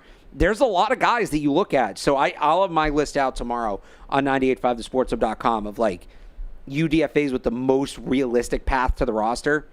I had 10 guys that I can see, having a realistic path to making the team. It doesn't mean they all will. They won't. Right. You're not going to have 10 UDFAs, but... there's 10 guys that I would not be surprised if they made the team. So I'll go in order of guys that basically I thought were drafted to not, guys that were lower on my list. But C.J. Dupree, I'm shocked he didn't get drafted. And this happens, deep tight end class. Someone's going to fall through the cracks. Someone's not going to get drafted. That's just the way it works in deep classes. Dupree was one of those guys. For my money, I thought Dupree was one of the best inline blockers on day 3 in the class. Put him right up there with Jackson Haas and Latchy from Iowa and those guys. I thought he blocked really, really well. I know there's some questions about finish and sort of power to sustain and things like that. I didn't see that in the couple games of his that I watched. I thought that he finished really well. I put a clip up on Twitter of him just kind of throwing a guy out of the club, on the sideline. I put another one up of him comboing up on an inline block and him just burying the dude into the ground and flexing on him. Like, this is a guy that can really block. If you're going to make the team as a third tight end, blocking and special teams is your path, right? Yeah. Like, that's the way to do it. And I think Dupree can do both of those things, play on the wing on special teams, on the protection units and things like that, and then also block inline on as a third tight end. He has a little bit of juice. Like, he's a 4.6-ish guy in the 40-yard dash. 4.56, like, it wasn't a terrible time. Above average speed, straight line speed. He was an afterthought in Alabama's passing game, as you would expect with all the talent they have at that school. But he, they would dump him off, tight end screens, little, slip outs into the flats, things like that, and let him run with the ball. And he was pretty good with the ball in his hands, and he's got a little bit of straight line speed to get down the field. So what his 10-yard split was? 1.56. 1.56, right there with Ashby. Yeah, they'll have races. I thought that Dupree was going to get drafted because of his blocking. Yeah, me too. And he's a really good blocker. Efton Chisholm, it makes me feel whole again that we're doing Efton Chisholm because this is the Riley McCarrons of Austin Cars. This is the Braxton Berrioses of Gunnar Olszewski's. Yeah. This is, give me another one. You're out of them unless you want to go to Julian Edelman. No, I don't want to go to Julian Edelman, but then I think that's it. Austin Carr, Braxton Berrios, Riley McCarron, Gunnar. Well, I don't think Gunnar was more like Gunnar was a converted corner. Yeah, remember? Gunnar was a little different, but there's more back in the day. Like, I was mentioning Riley McCarron and Austin Carr, and Paul yesterday on PU laughed and said, I was thinking of different guys because there's so many guys to pull from that archetype. But anyways, Christian Wilkinson? Not true slot. Not like this. True slot? Okay. Efton Chisholm is your classic quick, not fast Patriot slot receiver. He ran a 4.7. He has got no juice, right? Like, no straight line juice down the field, and it's not a lot after the catch. I will give him this after the catch, though. He is really good at making the first guy miss in a phone booth. Then he gets caught from behind every single time, but like, he'll give you those extra 2 or 3 yards by just eluding that first tackle. He'll also and I mean, this is at the FCS level, but he'll drag guys. Like, he doesn't just go down. Yeah, he want the contact's there because he gets caught, but he'll make them work to bring him down. Really, where he shines though is his route running, and he's a jitterbug. Like, he's an absolute jitterbug quickness. He's got that ability to separate at the top of the routes. If he's gonna, there's gonna be a preseason game. I can tell you right now where they're going to run Haas, and he's going to be number 3, and he's going to run the juke, and he's going to win over the middle on a linebacker, and we're all going to just be like, there he is. There it is. Right? Like, it's going to be like pop the corks, right? Like, there it is. That's Efton Chisholm. He was fun. I liked watching him at Eastern Washington. I posted this on Twitter, like, red on red jerseys on a red field. Like, come on, Eastern Washington. Like, I love the red field. No, I love the red field. Okay, but you can't wear red jerseys on a red. Of course you can. It's you an can't see advantage. them. Have you ever seen the thing with Boise State where the guy lies down on the field cheating. on the kick return? That should be. Nah, it's a home field advantage. If this organization did that back in the day, it's a college thing. I don't want to see colored fields in the NFL. I really don't. If this organization did that back in the day, there would be a Supreme Court hearing. The Packers can do it. The Jets can do it. They're just not smart enough to.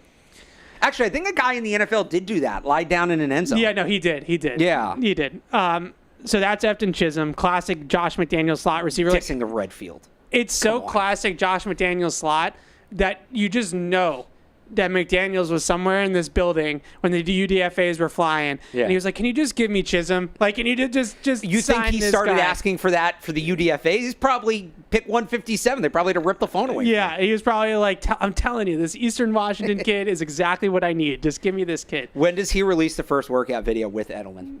You know Edelman's going to start going and working out with him. I'm excited about him. I'm not going to lie. He's going to be a training camp guy. We all know that. Land Larison, I can see it with him a little bit too. Again, another guy that just fits that mold for the Patriots. Really good quickness. Like, he can really elude and jump out of cuts. I wouldn't say he's the fastest either in a straight line. Like, he's not going to run through defenses or take out pursuit angles like Trayvon Henderson. But he's going to be able to jump cut out of tackles. He's going to be able to catch the ball a little bit out of the backfield. You said Brandon Bolden. You told me I was lazy by comping him to Rex Burkhead. I'm going to do it anyways. Rex Burkhead's bigger than I forgot. I looked that Rex up Burkhead. after. Blair sounds like a big guy. Yeah, I didn't realize that yesterday on PU. I screwed up and I called him Danny Woodhead. He's much bigger than Danny Woodhead. No, he's like 6 foot 250. Yeah, Rex Burkhead. Yeah. There's comps of him, or there's clips of him like running angle routes and stuff like that out of the backfield and creating some separation on linebackers. He's Rex Burkhead. You mentioned Conley, Jack Conley from Boston College. You knew they were going to get one BC guy in here. Jack Conley's the guy. What I like about Jack Conley, and I talked to the guys at New England Football Journal, Kevin and them. Kevin Stone, John Saraditas. I was trying to. I wasn't going to be able to pronounce his last name. I'm sorry, John. John's a big offensive line guy, coaches offensive line, so he knows what he's talking about. And we were at BC's Pro Day, and he was like, "I think Conley, is an interesting like 7th round UDFA flyer. He's on it." And the big reason why John told me that is because of his versatility. Like if you're going to back up in the NFL, you better be able to back up multiple spots, right? Like you have to be a 4-position backup like Conley. Conley played every position at Boston College besides center. Yeah. He played in a college game at. He also played a little bit of muscle tight end, like jumbo tight end, tackle eligible type of stuff as the 6th offensive lineman. So this is a guy that projects as a backup. That can back up multiple positions. I think he's got good power, good play strength to him. He's got a rock solid kind of anchor and thud into contact and all that kind of stuff. He's got to work on. He's a waist bender and he like leans over his skis and gets off balance. Have to work on that. But I think he can be a backup in the league. So Dupree, Chisholm, Lampy. With Lampy, it's more of an offense stylistic thing, right? Like that's all it is. If they're going to go with the fullback, that's the type of thing that they're going to want. In Lampy, I turned on his tape against Notre Dame last year at Northern Iowa, and they ran lead ISO, right, fullback right through the A gap or the B gap up on the linebacker.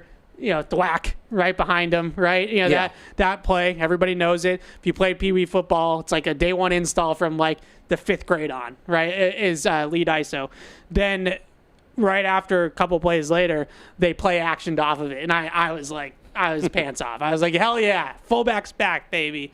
He did do a little bit of things on the wing. Like you do some wing blocking and some inline blocking as well. So there's some of that versatility or like H-back versatility to him as well. But if they want that traditional fullback, this is him.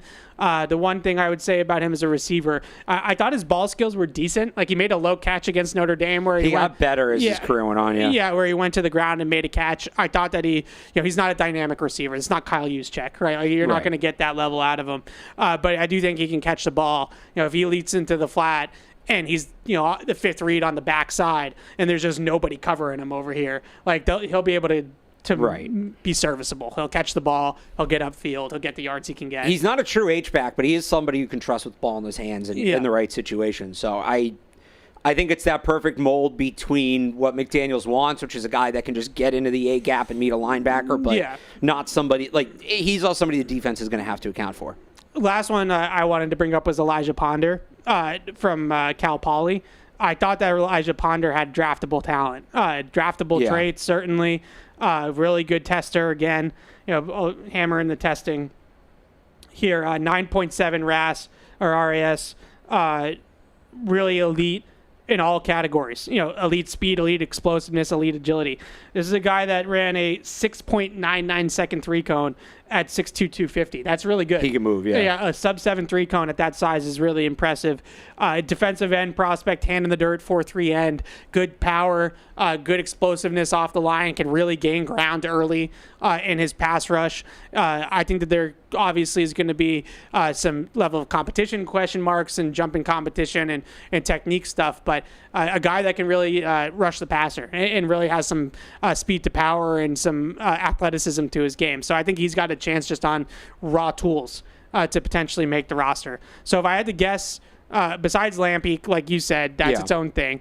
Besides Lampy, if I had to guess, I would say Dupree's probably got the best chance to make the team as the third tight end. Yeah. But Larison and Chisholm are right there, too. I think that's the big – and Conley. That's like the big group you're looking at, and then some other guys more just for depth. If I had to put a guess on it, I would say Dupree, third tight end, blocking tight end behind Hunter Henry and Austin Hooper. Can he beat out Jaheim Bell as more of a traditional inline blocker, whereas Jaheim Bell is kind of this, flex – H-back move tight end. But I guess it becomes tough. Are you going to – so it comes down to me, like, if they're going to carry a move tight end, an H-back, you probably aren't going to keep Lampy. Yeah. So it's Dupree or Lampy, depending on if Bell fills the fullback role or not. Right, so it's kind of a trickle-down effect of, like, Bell, Lampy, Dupree, those three guys. Do they want the traditional fullback? Do they want an extra inline blocker? Yeah, those would be the conversations that we're going to have all summer long. Oh, yeah. all summer long about this team and this 53-man roster. Really exciting group all around. And we have one more special treat for you. So don't sign off just yet. Dane Brugler from The Athletic is up next. He's going to break down. Announcement quick. What's that? Did you do the... I need to do the read? Yeah, do the read. I need to do the read first before we throw to Dane. Support the home team. Join New England's event staff here at Gillette Stadium. Seasonal positions available in food, beverage, parking, and security. Visit www.thecraftgroup.com/careers and apply today. All right, guys, here's Dane Brugler. We are joined now by Dane Brugler of The Athletic, the beast himself. Dane, thanks so much for joining us. And we got a lot of fans of you here right now because you ranked the Patriots as the #1 draft class in the NFL. So we had to have you on to talk about that. But thanks so much for doing this. No, hey, pleasure's all mine. It was a fun draft season, fun 3 days, and I really liked what the Patriots did. So excited to talk about that class with you. Yeah, let's start with that right off the top. So you published a ranking of all 32 teams' draft classes, and you had those New England Patriots up there at #1. Why did you think the Patriots had the best draft in the NFL? First of all, they just drafted a lot of the players that I had ranked in my top 100. I think 6 were in my top 100. And I think it just matched up really well with the needs and what's going to make this team better. And like when I do, because I don't do draft grades, I just do 1 through 32. Here are my favorite draft classes. And really, it just comes down to who do I think made the biggest jump based off of what they did on draft weekend. And I think you look at the Patriots, you get your left tackle with Will Campbell, you come back and you get a couple playmakers on day 2 with Trayvon Henderson, Kyle Williams, and then to get trade back and then get Jared Wilson, just tremendous value in my opinion. Wilson, he's going to be a starter in this league for a long time. I compared him to Rodney Hudson, a guy that maybe won't make a Pro Bowl, but he's going to be a solid starter for a lot of years, and he's going to bring competition from day one. And so that's what, if you're the Patriots, that's exactly what you want. You want to build an offensive line that is really get the 5 best out there based off of competition. And so I think they did a really nice job first 2-3 rounds, and then into day 3, just adding really good football players and at positions where they're going to directly impact this team in 2025. And Dane, kind of along those lines, and I don't know if you factor this into your grade, just how teams maneuver the board and work the board, but 5 trades, that was a big part of the talking point coming out of the draft. It was, I believe, Elliott Wolf after the draft talked about they wanted to make sure they were picking in spots where the players lined up for them. Did you factor that into your evaluation? If not, just your thoughts on how they were able to manipulate the board to get the class that they wanted to get? Yeah, and that's certainly part of it. Like I said, to trade back and get Wilson the way they did was awesome. It's always tough because if you like a player enough, just take them. But at the same time, if their team's calling about possibly moving up, then it's a conversation about, hey, well, we can pick up an extra 4th or an extra 5th and move back 10, 12 spots, and we still feel like we'll get the same guy. Now, there's risk involved, obviously, that the player will still be there, but I think the Patriots and what they did over the weekend was a good example of it working out to their advantage and letting the board fall to them, not forcing things, not being, remember last year in the second round when they traded back Wade from Ladd McConkey, and all the noise about that decision. Well, that didn't carry over to this year where they were scared to move back if they felt like that was the right move. And that's something to be said about just not manipulating the board, but not drafting scared. You are going to trust your grades, trust all the work that your scouts did, and the rest of your front office, your coaches, and build the team with players that you had high on your board. And they were able to do that. And I think they were the value, because the draft's all about value. So the value they got at every level of the draft was really impressive. So, Dan, you listed out your favorite pick of the draft for each team, and then your favorite kind of day 3 sleeper pick. And your favorite pick of the draft for the Pats was Kyle Williams, who I think we're all pretty excited about here. Not the type of receiver that they've had here in a while, speed, separation ability, but what was it about Kyle Williams that you thought he was the best pick of the draft for them?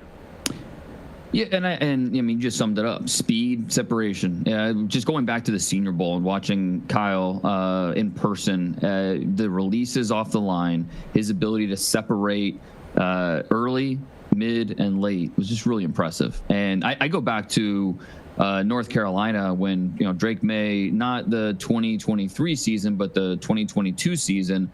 His top target was Josh Downs, and Downs was kind of a similar guy where he just got open consistently. A little bit of a smaller target, just like Kyle Williams, but Downs was able to get open, and May trusted that implicitly, and that was a big part of that North Carolina offense. He was missing that last year, and that's what I think Kyle Williams can be for Drake May, helping him take that next step in his development, be a high-volume pass catcher, receive a lot of targets even as early as his rookie season. So, Kyle Williams was an interesting player throughout the process because he had a great senior year, blew up the Senior Bowl, and then had a really good 40 time, 4.40 at the Combine, but then he got hurt the hamstring, so cut the Combine short, couldn't work out at the Pro Day. But he was a really popular guy with 30 visits and workouts as teams tried to figure him out. And so for the Patriots to get him in the third, really like the value there. Just along those lines, why do you think, you're so dug in this from the beginning, and a lot of people, they start looking maybe around the Senior Bowl, and I remember looking at and the consensus board is what it is. It's a tool. It's not everything, but he was like 800th on the consensus board going into the Senior Bowl, and even coming out of that, was not getting that same kind of attention. It wasn't until 2-3 weeks ago that people really started talking about this guy. Is it just, Pac-2 conference playing out on the West Coast late games, or why do you think this guy didn't have as much external buzz during the process as he clearly did with teams going as high as he went? I think that's a big part of it.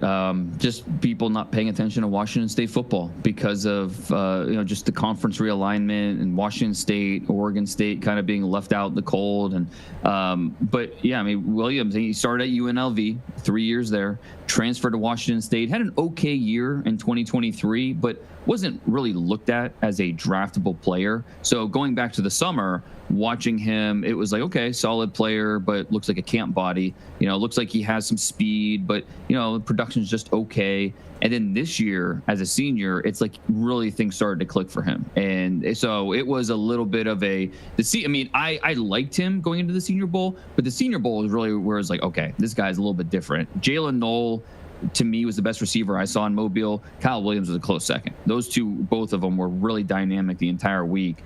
And then, just kind of getting better and better throughout the process. But it was kind of out of sight, out of mind, not seeing him during the season for most fans. And then, like I said, he got hurt at the Combine. So we didn't see him go through a lot of those drills, position drills, testing drills. And then he didn't have a pro day. So, he was kind of a little bit out of sight, out of mind. But, he was a team. And for teams, too. Like, it was not like love at first sight. It was something that, kind of grew on teams as the process played out. So your favorite, to move down the board here a little bit, your favorite day 3 pick was Braden Swinson from LSU, and I think all of us were collectively pretty surprised that he made it all the way to the 5th round. So 2-part question here. Why did you like Swinson, and why do you think he fell a little bit in the draft? Yeah, and really, I mean, there were a couple. Joshua Farmer in the 4th, I thought was terrific value. I think Craig Woodson we'll hear from as a rookie. So, a couple day 3 picks should play a factor in the 2025 season for the Patriots. Swinson was tough because he had plenty of love, I think, in the media side. Teams weren't quite as high on Swinson compared to some in the media, and part of it. He was a good player at LSU, but was he going to be a full-time player in the NFL? Is he more of a sub-package guy? 6'3.5", 255 pounds. What hurt him a little bit was choosing not to work out at the pro day. He didn't even weigh in. And so I've heard from several teams that were just like not happy, because he did I think the short shuttle and the 3-cone at the combine. Then he goes to the pro day and opts to just do nothing, and that rubbed some scouts the wrong way. Now, is that the reason he fell? I don't know. I think he was viewed as more of a 4th round guy for teams. So to get him in the 5th, I thought was terrific value there. But it's just I go back to what this team needed, and you look at just adding some more pass rush juice. So even if Swinson's not a full-time player, he's going to come in and be part of the rotation and give you some of that quickness off the edge. He's not a super physical player in the run game, but he gives effort. So he is a player that has to mature both on the field, off the field. This past year he butted heads with coaches a few times. He was suspended for the first quarter of the Florida game for, just not meeting what the team expected of him. So there's growing up to do with this player, but talent is there for him to come in and make an impact getting after the quarterback. Late in the draft, the Patriots make the 2 special teams additions, kicker Andres Borregales and then Ashby, the long snapper. Anytime the Patriots take a special teamer, especially after the way it went with Chad Rowland a couple years ago, it's like, well, did they need to invest draft capital here? What are your thoughts on those 2 guys, and are they players that you think if the Patriots wanted, they had to take them where they did? Well, I think when we're talking, especially with Ashby in the 7th round, it's okay. Do we really want to get into a bidding war to make sure we get him in free agency, or a team like the Patriots that had so many picks, we can just use a 7th rounder on him? And Ashby is one of 5 guys, long snappers that were part of that combine that they had with the specialists. A little undersized, only 6'1", 231 pounds. But I think that, you're thinking about adding weight, and you look at the athlete and just the consistency that he brought. Those are kind of the athleticism, consistency. Those are the 2 words that came up when, just talking about Ashby. And then, with the kicker, Borregales was my top ranked kicker this year. Thought he could go anywhere between the 5th and 7th rounds. So where the Patriots got him, it's always...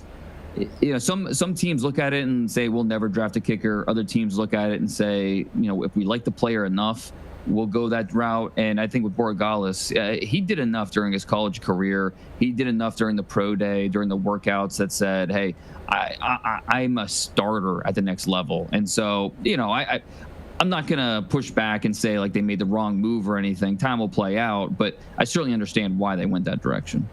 All right, Dane, last one for you. The Patriots have got a pretty good history of undrafted rookies making the roster, making an impact. What are some of the guys that stood out to you out of their class there? CJ Dupree is one guy that I had actually watched before the draft and thought maybe he'd get drafted at tight end, but is there anyone out of that group that you like?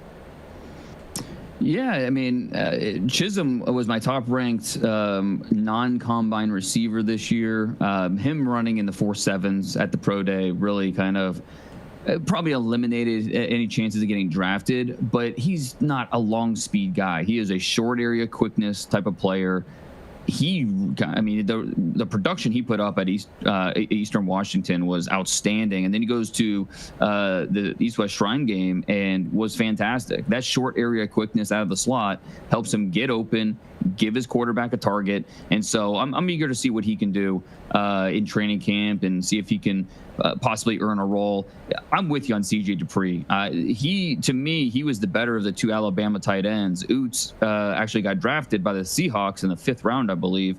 Dupree, I thought was the better of the two. He's the better pass catcher. He's a really well-built kid, 6'5", 256 pounds. He was one of the best. His dad's really big into weightlifting, and so is he. And so he I think it was like 32 reps on the bench. That really stood out. He wasn't a high-volume target in that Alabama offense. He only had 21 catches this past year. But I think you have a good size-speed athlete. When he was targeted, he caught the ball, and I think he was good enough as a blocker that you thought, all right, if I want a true wide tight end, prototypical hand in the ground inline guy, this guy could potentially be that. So a little surprised he didn't get drafted, because I think he has what a lot of teams are looking for as a blocker and receiver to earn a roster spot. Yeah, absolutely. I was surprised too. So that's why we had you on, Dane, because we went a whole interview to not mention Will Campbell's name once, because we wanted to talk to you about the deep cuts as we do on this show. You had all 256 guys in the Beast again this year, right?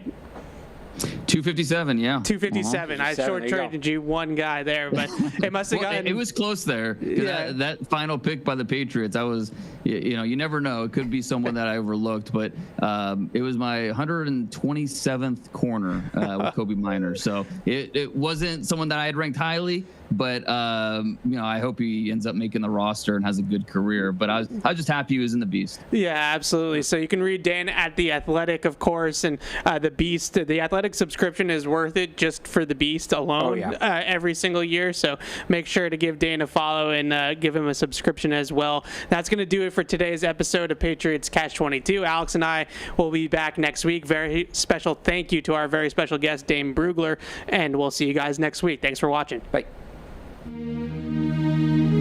Hey, this is Fred. Thanks for tuning into the show. If you really want to help us, make sure that you like us wherever you get your podcasts, like Apple Podcasts or Spotify.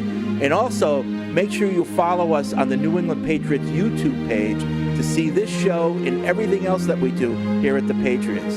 Thanks a lot.